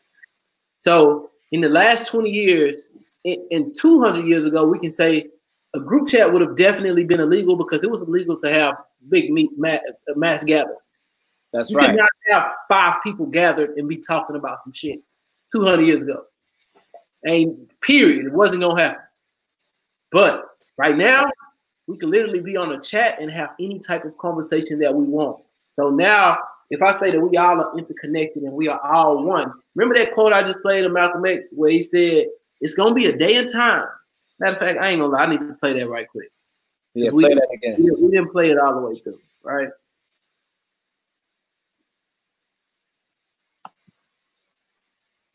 It's going to be a day and time. So listen to what he says here. I think you'll find, sir, that there will come a time when black people wake up and become intellectually independent enough to think for themselves, as other humans are intellectually independent enough to think for themselves, then the black man will think like a black man, and he will feel for other black people. And this new thinking and feeling will cause black people to stick together. And then at that point, you'll have a situation where when you attack one black man, you are attacking all black men. And this type of black thinking will cause all black people to stick together. And this type of thinking also will bring an end to the brutality inflicted upon black people by white people. And it is the only thing that will bring an end to it. No federal court, state court, or city court will bring an end to it. It's something that the black man has to bring an end to himself. That's right. So the reason that I say that is important because we're talking about where we are connected at, what joins us all together, right? So if we have a thought process to say, all right, we all are one, we have to act as one.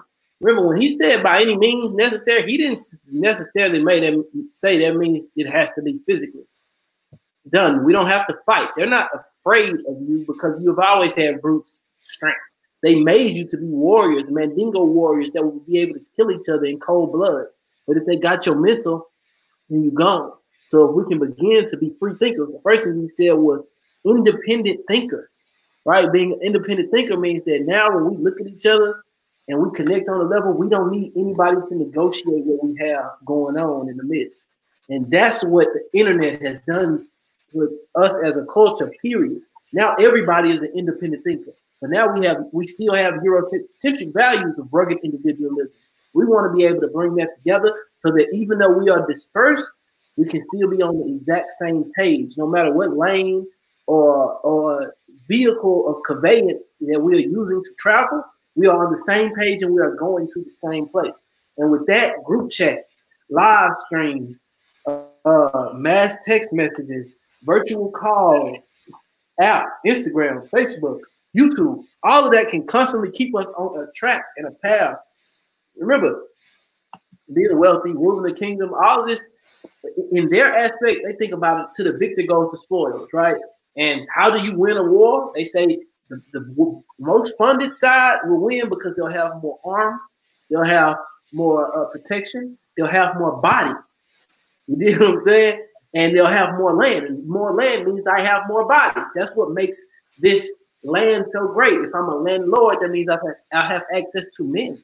One reason that I might be in power is because I can bring 70 people to a fight.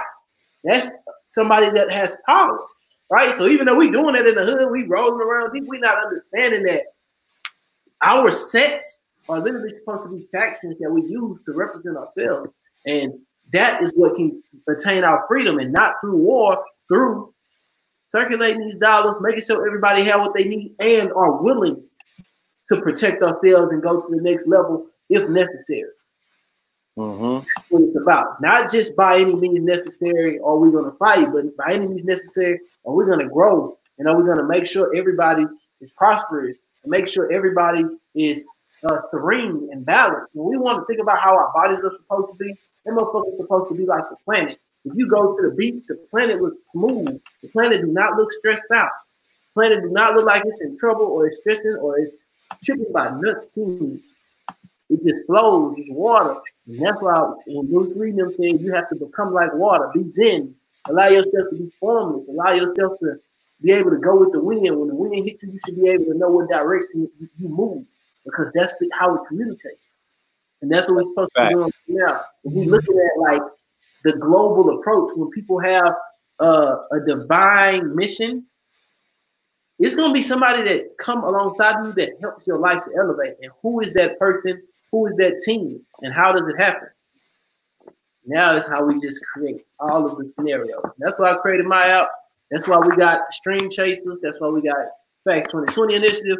And I'm pretty sure by the time you leave from Houston, we probably have something new. That's why we got paradigm shifters. You know, the family might not even know about the paradigm shifters. The family might not even know that me and you are members of the paradigm shifters. the family may not even know what the paradigm shifters are. So do you want to briefly let them know about the paradigm shifters? Man, it's a group of us that are actively working to change the world, not just by our words, by our businesses, but by our thought process and how we share the information so that everybody can get a grip on it and be able to use it. And quarantine literally really been giving us the opportunity to really make people dial in. Like, y'all been listening to us, but now it's really time to listen. Fam, you can use this app to make you another $100 a day. This app will make you 70. This app will make you 200. That's $370 a day. That's more than any job will pay you to just come up here. That's over $100,000 a year. Come on, use your phone. Ain't no, it's a girl, her company is called MoonX Cosmetics. She was just talking about how she used influencers to grow her business, and on her day, on Cyber Monday, she made $1 million in 8 minutes. In 8 minutes. What? That was saying she made $2 million in a day on Cyber Monday. Yeah. And some of these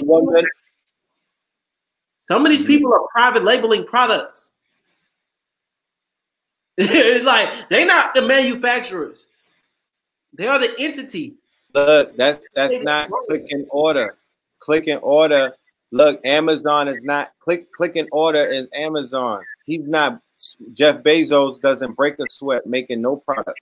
20 years ago, Jeff Bezos wasn't the richest man on the planet. Right now, you know why? The technology. Even if you look at the richest people that Bill Gates wasn't born one of the richest on the planet, but through the technology that they create and require the support of the people, they were able to immerse wealth. They say if Jeff Bezos spends $40 million a day, he'll still be in green. He won't be in the red yet. He has to spend like $50 million a day to lose $1. It's been prospected through Forbes that Jeff Bezos is going to reach. He's going to be a trillionaire after the whole COVID thing. He's going to break trillionaire status. So what I'm saying is, but $7 billion to end world hunger. Yeah, but what we needed Jeff Bezos. Jeff Bezos fulfilled prophecy. Jeff Bezos. The reason that Jeff Bezos exists is telltale sign that what I just said about us in 2020 existing in a time where we're going to do things that were considered to be unquantifiable by the limits in the cap that 2019 going all the way back had on our vision. 2020 cleared our vision up. 2020 lifted the veils. 2020 ushered in the apocalypse. The apocalypse only means the knowing. It only means the unveiling.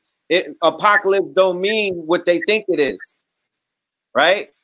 If you look up the origin of apocalypse, it means the unveiling, meaning the lifting of the veil. So is the veil not being lifted in 2020, Pop? Man, look, they said I feel like it started in the year 2000, right? They say Pisces was the previous age. And in Pisces, it was about deception, lies, false truths, and being able to create a perception for somebody to follow. Yeah. Age of Aquarius was about truth, knowing, and not belief, but what can be proven. Yeah, so I'm not going to tell you nothing that can't be proven. There you go. So anything that you believed or that has lasted for the last 2,000 years is dying. And quarantine really is helping it. Quarantine just killed a couple churches. Look, COVID is a killer, right? COVID a killer. But yeah, it's a killer. But this is the kind of killer. This is the kind of killer it is. It's Galacticus. It's that kind of killer, right? Because they're like, yo, this shit is a fucking virus. It's a cold and whatnot. No, nigga. This bitch is bigger than that. This bitch is out here eating up the stock market. This bitch eating up economics. This bitch ate up fucking Pier 1. This bitch is eating up Lowe's and whatnot. This bitch is out eating up everything. What are you talking about? This is an entity. This is something else. This is Galacticus. Galacticus came in 8 worlds. anything that's called a disruptor, and disruptor technology is the analogy that they say is disruptor and the disrupt, because we live in disruptor culture, right? Jeff Bezos is a disruptor. Lyft is a disruptor. They disrupted the taxi industry, right? Airbnb disrupted the hotel industry and the quote unquote landlords, right? The small hats hate Airbnb for some reason. Cash App and PayPal disrupted the bank system, and so did Bitcoin, cryptocurrency, right? Uber rents cars with no cars. Airbnb rents rooms with no hotels. Yeah. Cash App gives money with no banks. It's up. Right. So that's all disruptor tech. That's all disruptor revolution, right? So the other disruptor that's the biggest disruptor is called the COVID-19 or the coronavirus, because it literally disrupted the world. And not only did it disrupt the world, it's practically closing down things that are non-essential. It disrupted the slaughterhouses. It disrupted church services. It killed Easter, right? It killed Easter, right? When Nipsey Hussle died, that killed Easter too. If you remember that far back, it's so hard to go back a year. That's how fucked up this shit is, right? Or that's how great this is. It depends on how you see it. We are living in magical times. I can say that for sure. We are in magical times because in 20 years, if people are still alive, they're gonna be like, man, how did you make it through that? Yo, Nipsey Hussle was alive 180 days ago. He was getting his hair braided, right? Because I remember. No. We just celebrated 1 year at the end of the day. He was alive 365. People are alive probably. He definitely was alive 400 days ago. Oh, not 100. See, it's late. I mean, he was alive a year and like 2 months ago. Facts. Right? Right? So that's how far we've gotten. Just think about that. Really, if you get a chance tonight, like meditate on that. That he was around like about 390 days ago. And a lot has happened since. 3 kings have died on the West. Kobe, Nipsey, and Pop Smoke, because he was the king of New York. But that's a whole nother conversation, right? Look, let's go into that, right? Because we are in May. We're in May. January, they came out, Australia is on fire. The world is going to war. Remember, Trump dropped the bomb and killed them in Iran? Solar Mania. That was like the first day. That's how it opened up with war. And all of the troops were going to the airport, even the reserves. Hey, y'all finna go. Then what came? Let me see. I could just look at an Instagram page and be like, damn, February is the Kobe's death. Kobe death took over February. Yeah. Because it wasn't just Kobe, it was 9 individuals that were taken off of the planet, tragically, that took over the news. That was the beginning of February. It locked the whole February up. Yeah, it locked all of February up. You could not be on this planet and not know Kobe died. People in the jungle knew. Hey, Kobe died? Hey, what? The niggas on Sentinel Island. Like, yo, Kobe dead? Kobe died? March, coronavirus. Cardi B Madness. February, coronavirus. Hold on, Pop. I don't want you to miss this one.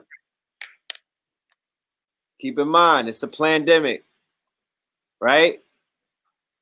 When did they really begin to impact Black people? They started to remember Corona been here in January, right? Black people took it serious in March when they canceled the NBA season. Facts. It wasn't. That was the first, it wasn't even. Yeah, because I could remember the first day everything that this whole shit really started, right? Yeah, I remember when the NBA got canceled. That's what the same week Utah. School stopped. Huh? The same week the NBA canceled, school stopped. Facts. But it started. I'm just going with the symbology of it all. We were mourning Kobe, right? We were mourning Kobe. He died right around the time of the All-Star. Right? Wasn't it that? Yeah, February. They paid tribute to him for the All-Star weekend. Yeah. Pop Smoke dies. You forgot that part. And somebody was like, he's king of what? King of what? Look, I didn't say it. He said that he was king of New York. And Christopher Walken. I warn New York niggas, don't ever say that you're king of New York until let the people say that, because somebody died with that title. Right? And there's a few people who said king of New York and they got something bad happened to them. Chinks, rest in peace, Chinks. Tekashi, you know, that didn't work out for him. So you can't run it around claiming that. That's a sacred title, right? And no offense to any, you know, but yeah, king of New York. So the NBA season getting canceled got black men's attention, right? They were like, hold on, what? The COVID corona, what's that? Because black people have to understand that until they got us to pay attention to it, it wasn't real. It wasn't real in our field. It wasn't real in our experience. We have a black experience. It wasn't part of our experience. They made us make it a part of our experience, because amongst us is a bunch of black people who say, master, we sick. When them niggas say that they're sick, they're like, oh, what, we sick? And when they canceled the NBA and then they rolled that NBA player out to say that he had it, and then my guy Idris, I'm still upset about that. He really freelanced. Well, look, I know. Yo, you should have kept that to yourself, homie. He just said some shit like, they told me I had it. I didn't have no symptoms, but they told me I had it. Yeah, I got an email today. That's how they did Slim Thug out here. He said he had it. He was like, shit, they say I got it. That's all placebo. Yo, that nigga Idris was like, yo, I got an email today, and his wife is looking like, don't say it. And he was like, I guess I got COVID. I'm like, yo, you're being right. You're an actor, and you're not even acting right, bro. I want to see if you remember this, right? COVID came out in December, where it was like you could find something about it. In January, I asked you, like, what you think about it. You was like, as long as we don't really give it no energy, I don't think it's going to be as big as they want it to be. I remember that. Come March with that cancel NBA, man, when I say we gave it energy. The nail in the coffin was exactly what March was. March Madness. When they did it, March Madness, that's what put niggas in panic mode. I was in New York City and I watched it conforming. That's why I got out of there, because I knew it was about to go. I knew it was about to go Gotham. New York City is Gotham City right now. It's funny how mad different entertainment proprieties or mad movies are all taking place at once. Let me just share something real quick. The Joker is going on right now. The super rats are back in New York City. Tekashi 6ix9ine is home, right? Remember in Joker movie, Gotham was being run by super rats. They were being overrun by super rats. Right now, super rats are running through the streets, eating up mad things because of the quote unquote food crisis. Look, 444 in the numbers. Look, Jay-Z is here. Look, 444. Jay is watching. Shout out to Jay and Young Guru and them niggas. What's happening? So that's, remember, so they were and inside of the Joker movie, right? Everybody was wearing a mask, right? At the end, was they not wearing a mask in the Times Square scene when they were going crazy? When they were jammed into the subway station, were they not wearing a mask, right? When they were all going crazy and losing their mind, because the Joker was about what you see people going through, like when they were on quarantine. You in the mirror with the lipstick going, you know, niggas is like having podcasts to themselves. Like, how you on IG live with yourself? Yeah. Niggas is going live with themselves right now, having cabin fever, talking to themselves in the crib, like, stirring that four wall, listening to gangster music. Because if you didn't do time in the box, I did time in the box. And that's nothing proud, but it prepared me. Like I said, my whole life is gangster because I was in boot camp for right now. Facts. I take nothing away from my experience. But doing 90 days in a box put me in a place where solitude and staying with myself was not the scariest thing ever. Because there was a day and time where I would literally shit my pants if you told me I had to sit in the room by myself with myself. You know what I'm saying? When I was lit, when I was always going out, when I couldn't not stop standing on people's couches, when I never missed a night in a club, you would tell me I had to stay home? Oh, man. So I feel sorry for them niggas my age that was partying for 30 years and whatnot. Them niggas is losing it. I don't see no promoters on Instagram. They conscious now, matter of fact. Most of the promoters who was on Instagram back in the days with the bottles and whatnot, them niggas turned into 5G niggas. You know what I'm saying? They started reposting. They was reposting Dr. Fauci first. Then they started doing the other nigga Shiva. Then they started doing the 800 fucking conspiracy theories of people with robes on and whatnot. Then they put like a then they found a Sabi clip somewhere. Like everybody is converting in front of our eyes, family. I ain't gonna lie. I remember when these conversations was like, bro, you over there tripping. You know what I'm saying? I remember when people couldn't even listen to this without thinking of like, y'all talking about some Black Panther shit? Yo, I don't want to let the cat out the bag, but there's an upcoming lecture that's going to blow the roof off of this community called Revenge of the Blurs. Okay? Revenge of the Blurs. And I'm gathering all of the blurs, the mighty blurs that are out there who were ridiculed, who were looked down on, who were shitted on, who they try to put you in a toy box. They try to put you in a straitjacket. You have family members that talk bad about you. You have people who try to line you up because you was trying to tell them about that goddamn white man on their wall or that pork that they were eating. You feel me? Or those sexual deviant practices that they were going through. Things like that. And they try to crucify you. But now that Dr. Phil says the shit, or fucking Charlemagne, or somebody else like P. Diddy in his Health is Wealth conference, right? Now you niggas want to ride the planners. You know it's niggas in my inbox trying to sell me CMOS. The game is crazy. The game is crazy. You know, there's no remorse out here in the street, bro. So we in a wonderful time. The filter system.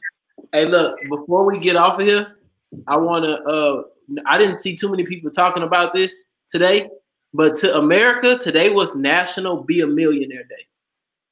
Really? National Be a Millionaire Day, May 20th, 2020. When you think of being a millionaire, what's the first thing that comes to your mind? It could be the ability to buy whatever you want, travel the world, practice philanthropy on a grand scale, or just eliminating debt. Whatever your personal dreams may be, let's all celebrate National Be a Millionaire Day on May 20th by doing at least one thing that makes us feel like a million. Try these. Get a spa, treatment, test drive an exotic car, or at the very least, treat yourself to a special cocktail of coffee. The point is, you're on your way to becoming a millionaire. Focus now on whatever it is that makes you feel rich.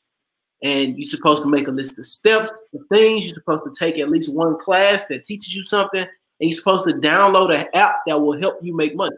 And I feel like in this conversation, we talked about all three of those things: taking a class, downloading the apps that help you make money, and just creating a list of the things that you actually want to do. So when we do manifestation, we have to have a visualization of what we want. We need to be able to see it. We need to be able to feel it. We need to be able to smell it. We need to be able to include all five of our senses to take it not only to sleep with us, but so that we can wake up with it in the morning with it fresh on our mind and do what's necessary to download all of the tactics, tools, strategies to implement whatever idea you have to make it come true.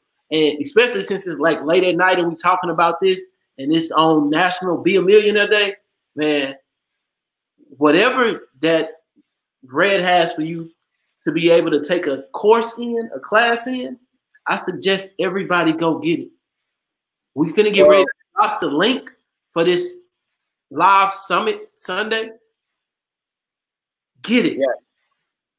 We are going to provide information that you can use technology to literally create financial freedom and sustainability for yourself, no matter what. That's a it's fact. No excuses. You don't need followers. You don't need money. You need creativity and will and wherewithal. And as long as you don't give up, I promise something to work in your favor. So now more than ever. 30 days ago, no, 60 days ago, it was at 50%. Today, it is at 90%. And those percentages is the percentages of the opportunity of the universe looking out for you. The portal is wide open. This Sunday in Houston, Texas, you are going to get the keys that you need. We are going to be delivering everything that Pop was just talking about, the points, the things that you need to walk away with actual practical application. The practical application, right? From brick and mortar to click and order. From brick and mortar to click and order. We're going to show you people within our networks who made $100,000 in 1 month on click and order. We're going to show you somebody who made $1 million in about 60 to 90 days. Click and order. We're going to show you people who are making $40 and $60 and $80,000 a month right in this community. Something that I would never show on YouTube right now on no, this is behind paywalls. This is private information. So I would never reveal anybody's private information on a public platform, having public conversations, because let's keep in mind that that's what this is. This is a public conversation, and we take our real conversations, we take our solutions, we take our formulas, we take our intellectual property, we take our quality membership behind a paywall, and we do real business with us, and we do real building and real teaching, right? So right here is the link for Sunday, and you could be in El Segundo, you could be on Mars with Dr. Manhattan. You don't have to be in Houston. This will be live streamed. You will see this through 4K cameras. The same quality that you're seeing right now, you'll see that on Sunday. You're going to be able to get a lesson.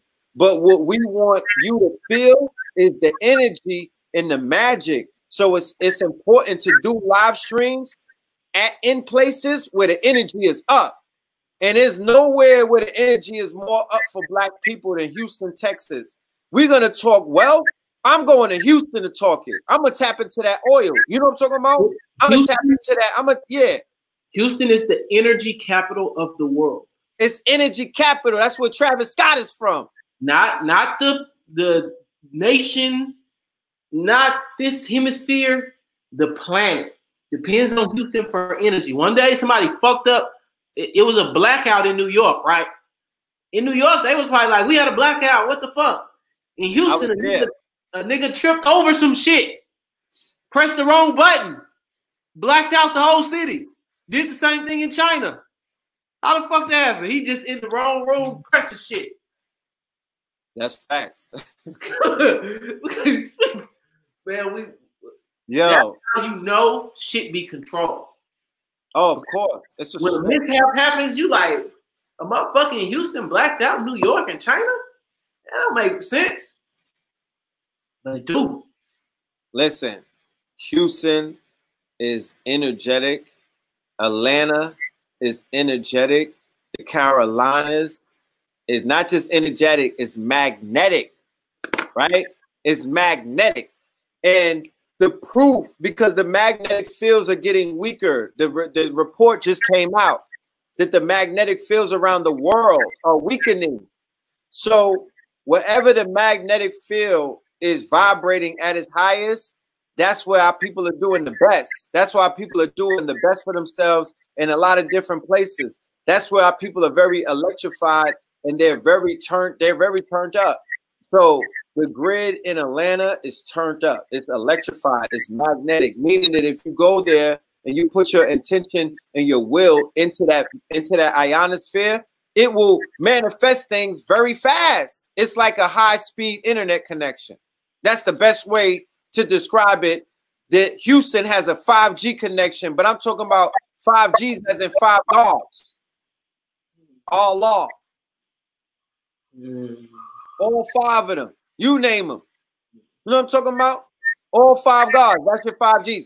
And it's a connection that when you tap into the grid and you eating right and you thinking right and you loving right and you getting loved on right, because everything has to be in order. You have to be vibrating with a love frequency. You don't have to. You could vibrate in with a hate frequency or with a death energy or a backward living energy. But what you're going to manifest to you is going to be a reflection of that. This is about reflecting. And I don't want to get too deep because, you know, I know you got things to do and I got to get home to the baby and the wife. So, you know, we'll continue this in Houston, right? We'll continue this in Houston. I want everybody on this show tonight to go and get the link. The ticket is on Eventbrite. This is on Sunday, so this is a pop-up, right? I'm popping up with Pop Darby, right? This is a pop-up with Pop Darby in Houston, Texas, and we're gonna be doing Facts 2020 Houston. Facts 2020 Houston, and the subtitle is From Brick and Mortar to Click and Order, and we're gonna give you the steps on how to turn your life around and put your family in business and you could even make your baby a millionaire right now just with a webcam. You know what I'm talking about? You could put the babies and they could be beneficiaries and they could create wealth by just selling their drawings on Etsy and anything like that. This reality that we live in is ours. My daughter is in our kitchen right now above me making bath bombs to sell online. That's a fact. My son sleep, but he's making a storybook that helps. He going to kindergarten that helps kindergartners read, and it's going to be on their level, so it have all sight words inside of that book, and he is the author of it. He's creating. Look, there's a 13-year-old in New York City that made $1 million off a mask. A 13-year-old, okay, and they don't have a factory. $1 million. Remember when I went into New York the other day, right? I pulled up. I went through Gotham City. Everybody was masked up, and in my mind, I was like, "Damn! Look at the ancestors once again. They made the hood. They helped our people get money from the hood because white people is not sewing together them damn kunta kinte, them goddamn African masks niggas is wearing. We didn't buy that from China. That's all. That's made in Harlem. That's made in Brooklyn. That's made in Cali. That's made in DC. So people who are called craft makers and home people who had like sewing machines, they tapped into the digital economy. They tapped into click and order. They tapped into making money on your own without a middleman. So they like, yo, I made more money off of masks than I did at that bum ass job that was stressing me out, requiring me to come in. I lost all of my 401k when the stock market crashed. So fuck it. I'm out here trapping. And then the women is out here selling this tea and whatnot for Stormy Wellington. Everybody's eating. It's up. Everybody's up. Stop playing. If you're not up, tap in with us because we're not talking in no senses of braggadocio. Let me explain something to you. We're not actors. We're not paid actors. You understand? This is not an infomercial, but we're not stunting on the people. We're just excited about opportunity. Because what if the window closes, my family? You're going to remember this day and time, and you're going to say, this nigga warned us he was lit, right? So nobody could be like, you ain't tell us, Fred. You didn't let us know what was happening. Let's cut out. Yeah, I'm on exactly what you're saying. You just said that in 20 years from today, you're going to be looking at these times, and you're going to be like, man, we survived. Yeah, that's the ancestors. Like, nigga, go home, go to bed. Listen, 20 years from today, you're going to be looking at these times, and you're going to be like, man, we survived. Yeah, Listen, 20 years from today, you're going to be looking at these times, and you're going to be like, man, we survived. Get the link is right here. Go to Eventbrite and put in Facts 2020 Houston.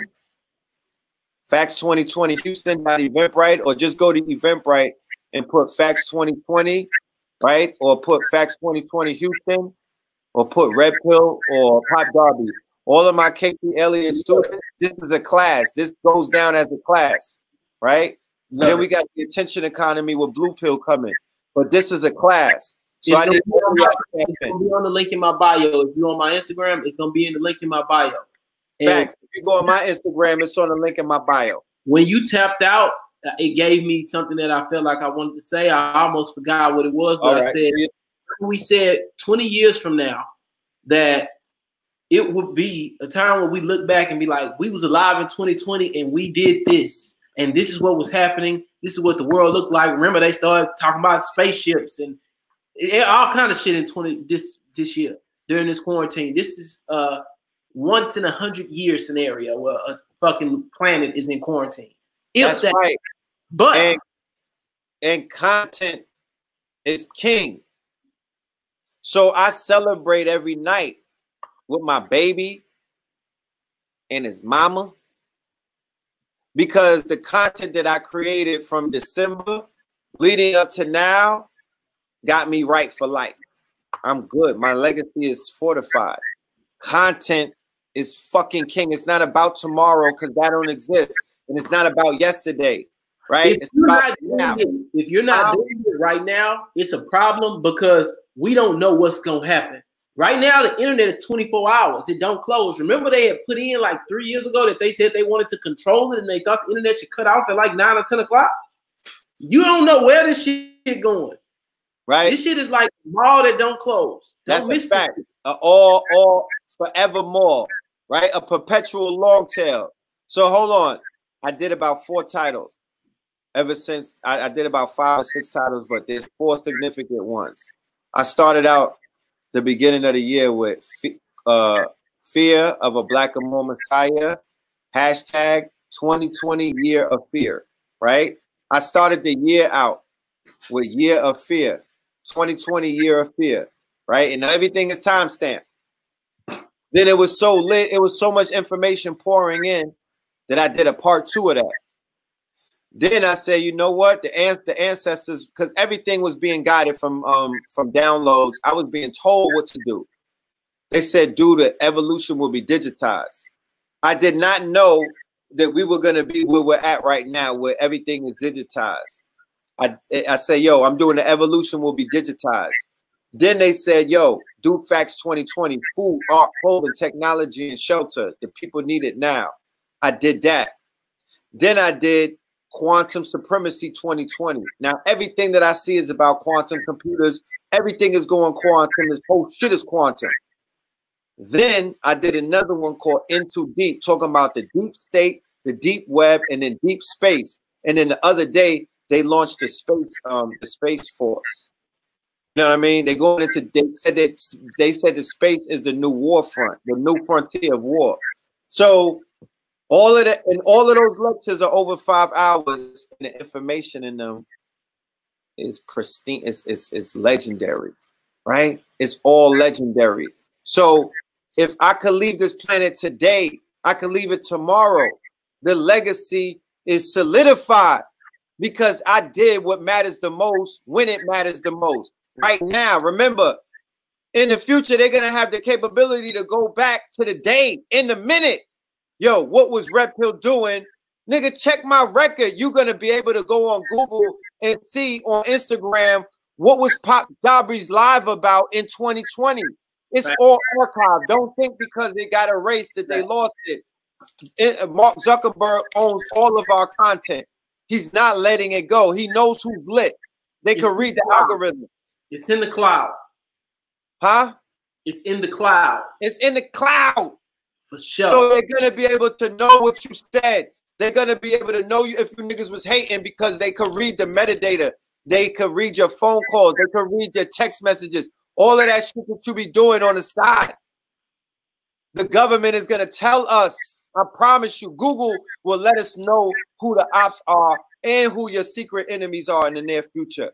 you got to get it. If you niggas don't know about big data, I'm not going to tell you. I'm going to let you continue to hang yourself. The game is to be sold, my friends. And with that being said, I got to go. I got to go because these people don't know. They don't know that they don't know what's in front of them right now. They don't know that they don't know that I don't think everybody understands the now right now, Pop. This is the time. This is it. They don't get it because they too complicated. Remember that quote we said about Malcolm? It ain't that complicated. Even though Albert Einstein did this shit on the space-time continuum, it means that we are all in different places, but we all working at the same time. Where I'm at is 2:30. Where you at is 3:30. That's right. We're in completely different places. 1:30. So we just got to. Yeah, we're in. Now it depends on positioning. In the space-time continuum, it means this is warped. I ain't gonna go into the math because that's a whole nother topic, but everything happens in the now. 1965 is 2020. 2001 is 2020. Everything evolves and happens now. The decisions you make depend who you will be the next day. Evolve every day. Every day. Every day. Don't be content. Don't be ASHY. Get classy. You know what I'm talking about? Go to a event right here. You can make $1 million on this. Yeah, go to Unity as Wealth, right? Put it up, put it in the chat room, and I'm gonna put it on the screen, right? Because we betters and we not sweaters, and we not corny, so we don't hate on the next man. We congratulate and we support our brothers. Everybody that's kicking your ass, what do? They do susus. They live together and they eat at the table, and some of them eat with their hands, right? And they pray together, and some of them even sleep with women together. You know what I'm talking about? The Chinaman, right? The Chinaman eats with their hands together. They sit together, right? They break bread together, and they put their money in a susu together. The Indian, they eat with their hands, and they sit together and eat dinner together. They break bread together. They put money in a pot together. They pray together, and they do susu. The African who's out here stunting on us, they eat with their hands together. They sit at tables together. They live with each other together. They pray together, right? And they got susus going on. So if you want to be in the future and make things happen, we got to get with the formulas that are working. Stop playing. Stop playing. So look, huh? What they not? I can't put it in the chat. But what I'm gonna do is ask. My screen not showing everything. How many people on here right now? Right? No, I'm gonna do it right now. Hold on. I can put it in right here. Unity as Wealth, right? Yeah, Unity as Wealth app. But how many people are on right now? 410. So we're gonna do if 400 people act on what we're saying right now, right? Imagine if 400 people act on what we're saying right now. Yes. And we're gonna multiply that by $20. Right? Yes. And we talking about creating an economic vehicle that could lead us into the future. That 400 people that subscribe to our network, or we gonna give y'all 4 classes like this a month, and an incubator, and access to the network so that you can actually grow and have a tribe around you. So it's not just us, but it's the people inside of that group chat that you can utilize and meet. That's going to give us $8,000 a month, and we're going to create microfinance initiatives to where if you in that group, you should be able to win $2,000 because you got the best business plan this month. That's a fact. Incentives. So not only is it us circulating this and creating the vehicle that we need to grow, because remember, we talking about organizing 1 million people. Organizing 1 million people means at $20 a month, that's 20 million a month. That changes this economy. That changes what we do. That damn near changes you can decide who's rich and poor when you have access to capital. So when we talk about people that have access to trillions and us looking at each other saying we got access to 20 million, we can make somebody, at least 5 people, never poor again for the rest of their life. Facts. Every month. And those people that we turn up next month, guess what? They ready to turn somebody else up, because the blessings are supposed to continuously flow. So, like he said, when we get that train of thought, when we look out for each other, we want for our brothers and our sisters what we want for ourselves, everybody gonna do better, because rising tide raises our boat. So that's exactly right. You know, so You know, download the app, man. Y'all will see what come with it. It come with curriculums, come with classes, come with incubators, come with like life hacks, and it come with daily inspiration. Yeah, I even got some lessons on that app too, so you could tap in as well. You got a whole curriculum. You don't even know it, and it involved the Facts 2020 from when you first set up a bus down in like 2017 when you was in Houston the first time when we had the hookah spot in Third Ward. Remember that? So we've been doing this for a very long time. You know, Pop Darby rose to prominence in his state when Hurricane Harvey was ravaging the Third Ward and other places, and the brother stepped up and did major work, major footwork, major community service, you know, and then he was online giving out dropping major gems, and he's been going strong. Not ever since then. I mean, the brother was doing it before that, but I remember seeing you doing your thing online, and I was like, yo, the brother's super powerful. And I remember tapping into your information when you was dropping all of the information on that numbers game, when you was breaking it down and simplifying it. I remember them days. So, you know, I'm glad that we went ahead and did what we did with the shifters. We already have been around the world. We're going to keep going around the world. You know, conversations like this, we need to have more of. I even dedicated, when I was talking to my son the other day, my newborn, and I was like, you know, just based off of the new energy that you represent, I got to be new with my energy, because what children do is they renew you. So when you get a new lease on life, you need to adapt a new energy, and the new energy that I'm adapting is abundance and wealth. You know, our platform, Know the Leg, we started out as Hawks, right? Health and wealth, knowledge of self. It's called Hawks. So we've been giving them the health, we've been giving them the knowledge of self. So the final pillar to complete is the wealth. Right? We've been giving them information as wealth and knowledge as well, but we want to bring physical, and we want to bring, because, you know, if you getting money with the stream chasers, and if you get money with unity as wealth, and if you get money providing, I need that stream chasers. You gotta let me do something. No, we're gonna talk. I mean, you a stream chaser, but I got that. You know what I mean? We gotta talk. No, I could create like in-school programs for that. You know, I got a stream program in the elementary school.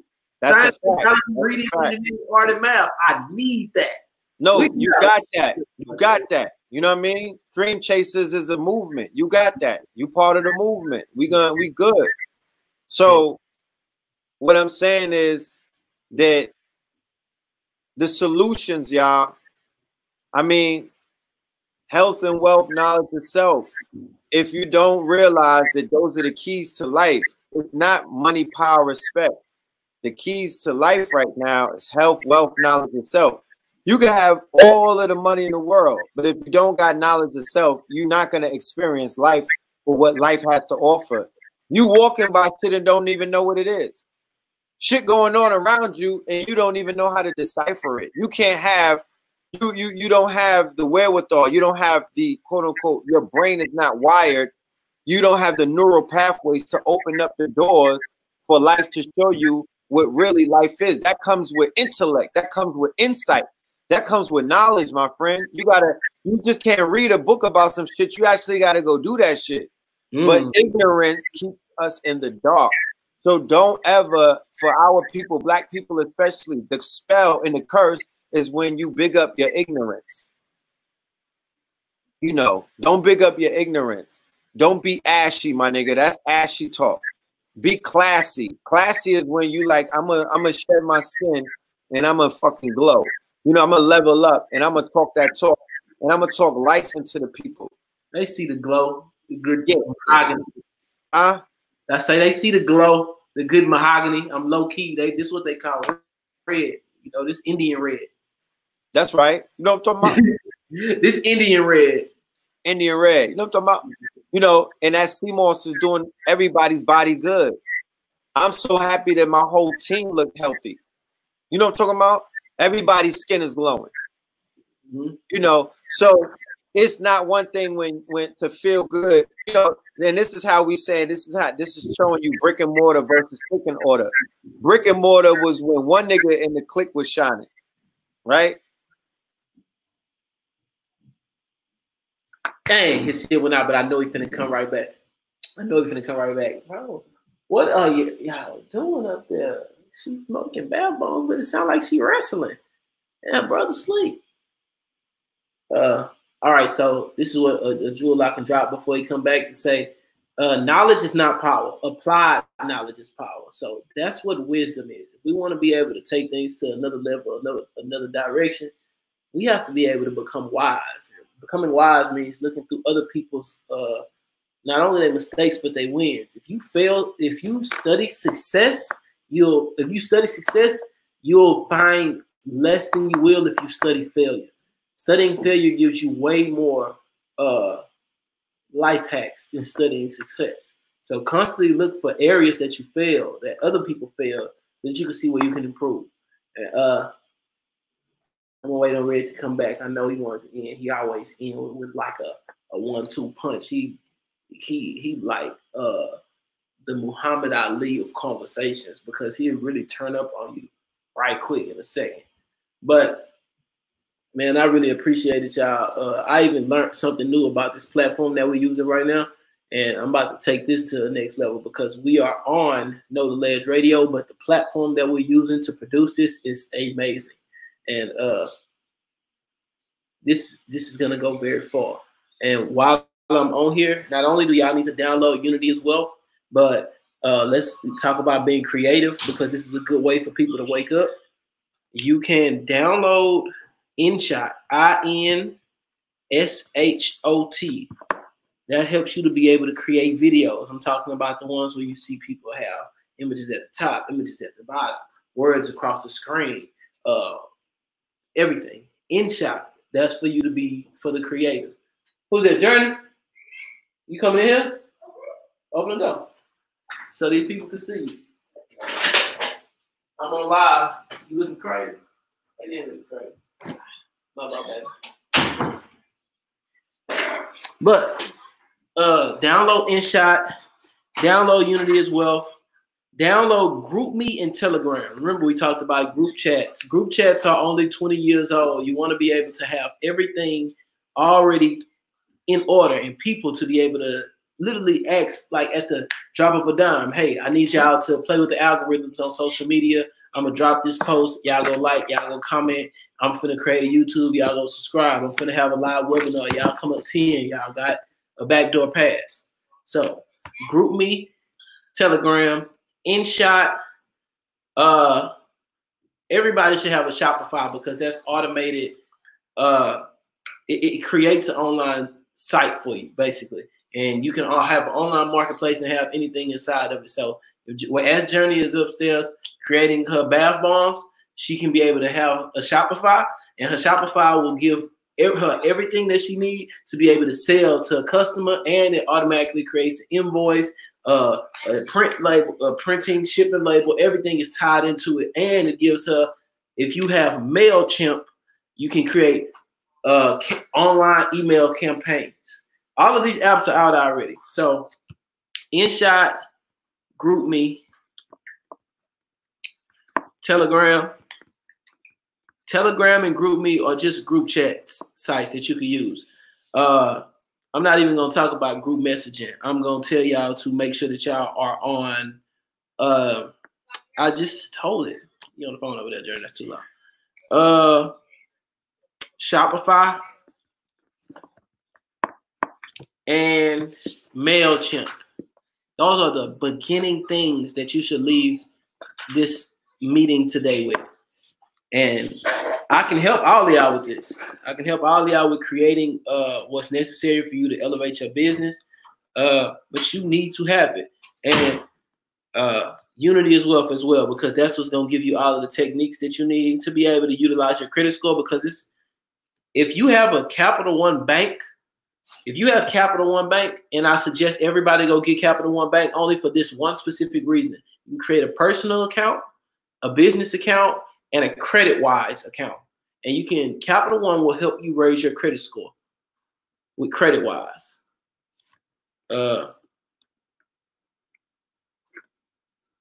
So that's Capital One. The app for credit-wise is completely different than the Capital One actual banking app. It's called Credit-wise, but it's through Capital One. And Capital One will give you the accounts to be able to leverage and the information that's in credit-wise. It'll help you save money. It'll help you do a whole lot of the good part. So, hi, red left. Let me see if I don't want to leave this like this. I don't want to do that. I would feel really shitty if I left and he tried to come back and it was already gone and I ended it. So I'm gonna keep having conversations with y'all strictly for that part. But what I want y'all to do is ask any questions that can be developmental for what you already have going on. We can talk about what's behind me, which is the psychometrics on how you like create a target audience. But even more than that, I want to talk about if you have like extra capital, what you can do with it. When we think about like buying, I don't know if people are even familiar with this, but you can literally buy pallets. And when I say a pallet, I'm talking about the ones that are supposed to be going to store. Y'all like that? I'm talking about the ones that are supposed to be going to stores. So if you look at an 18-wheeler truck from Walmart, it'll have big pallets on the back, and they'll be up about 6 feet in the air, and it'll have all type of stuff in it. But it'll be labeled like what type of stuff in it. And they sell those in bulk online at different places, because when those are going out from those warehouses to Walmarts and Target, individuals can buy that as well. She ain't here playing. Individuals can buy that as well. So let's say you're buying a pallet for $660, right? If you buy a pallet for $660, don't do that one. Hey, he back. Yeah, I'm telling you, bro. Hey, I just said I'm not gonna leave off of here because I know Red will come back and end it, and I don't want him to come back and everybody be gone and they be waiting. So I say we're gonna get on here, and we literally went through apps that they should have to make their business or their individual endeavor run faster, which is MailChimp, InShot, GroupMe, Telegram, Shopify. Oh yeah, and inside Shopify, y'all gotta download Printify and Printful, because those are the apps where you can drop ship through Shopify. That's what we're gonna be getting. Yep, that and so much more on Sunday. If you want to watch the same way that you've been able to watch everything else through the phone and the live stream, the same way that you could watch this show tonight, you could watch us on Sunday right through your phone. All you have to do is go to Eventbrite and go and get the ticket. We're going to be doing more live streams on Instagram and other places to promote this, because it's right around the corner. It's on Sunday. But the way that this new paradigm is set up, there is no more 3-month waiting periods or 2-month waiting periods for an event. The events are going to pop up like pop-ups. Everything is now. Everything is right now. Post-COVID, after we went through this health scare where people didn't know if they were going to make it to the next day, how dare you tell a nigga, yo, come and see me in 3 months? You're not going to, that's not going to work. You're not going to be like, yo, we're going to get together in 6 months. Nobody knows what 6 months don't exist. You're going to have to say, we're getting together in 6 days. And people are going to galvanize more toward that than a 6-month invitation. Everything is the now right now. We're living in the you need to know what's happening in 30 days. Like, if it happened in 30 days, I don't need to know it yet. That's right. And because we living in a digital world right now, that's not the rules of the digital world. The digital world is now. The digital world is not 30 days. They don't talk like that. We electrified right now. We're in the light code. So what you hitting on tomorrow? What you doing? You going live in 5 minutes. You know how people throw shit up? I'm going live in 10 minutes. I'm getting on in 5. Like, everything is, it's the attention economy. So in the attention economy, how could you keep somebody's attention to what they're going to do in 90 days? They're not thinking about 90 days. They thinking about right now. So, yo, we're going to go because, you know, we had a great show. Man, they going to come. The Sunday it will be live streamed as well. So if you're not, you have the opportunity. If you in Houston, we inviting you as well. I'm saying if you out in Houston, if you in Dallas, if you in the Texas area, studio audience, we need you to be in the building. We got food catering, vegan. We're gonna have some lit. We're gonna have merch. We're gonna have a whole bunch of things. And for the family that's around the world that won't be there physically, you're gonna feel the energy, right? We may even introduce the pioneers, and we may introduce you to the talent that's in the audience, right? So you get a bonus. You get to add on to your network with a bonus, because you might meet Red Pill and Pop Darby by watching us on the phone. But what if you met the plug that got the jewelry? What if you met the plug that got the copper? What if you met the plug that got the shea butter? What if you met the dude who do roofing? What if you met the dude who got the UV ray lights and he could put you on and you could make $1 million this summer making everything UV ray lighted? I gotta go because I'm giving away too much game. You know what I'm talking about? They gave Joe Rogan a bag. They gave Joe Rogan a bag. I'm talking bag talk. I think they gave that nigga about $1 billion, bro. Spotify. Money already here. I keep telling y'all. All we gotta do, we got platforms. Y'all just gotta subscribe. We can have up to $1 million. We can give away $1 million tomorrow. Subscribe to the platform. Tell your mom and your cousin and your auntie and your crazy uncle to subscribe too. They want to go. If they want some money, it's a game. Yep. The same thing that Bumpy and them was doing in the roaring 20s, we doing in the soaring 20s. I'm gonna leave y'all with that because it's still a numbers game. I'm about to add a BMF projection, but we ain't gonna worry about it. We'll do it Sunday. That's right. Remember this. The same thing that Bumpy and them was doing. The same thing that the policy bankers was doing. They made Harlem and Black America rich with the numbers. And they ushered in the roaring 20s, right? The roaring 20s. It's 100-year cycles. This same thing is happening. The summer of 2020 is going to be known as the soaring 20s. This summer is going to be exciting, right? Madam C.J. Walker made her millions 100 years ago during this time, during the Spanish flu, right? The same pandemic of that time. What I'm saying is this is the soaring 20s where you're going to see people make untold amounts of wealth. Tap in to the people who have their fingers on the pulse. Tap in to get some stock advice. Tap in to get some inside advice that you would pay thousands of dollars to get if you stood in front of these Europeans.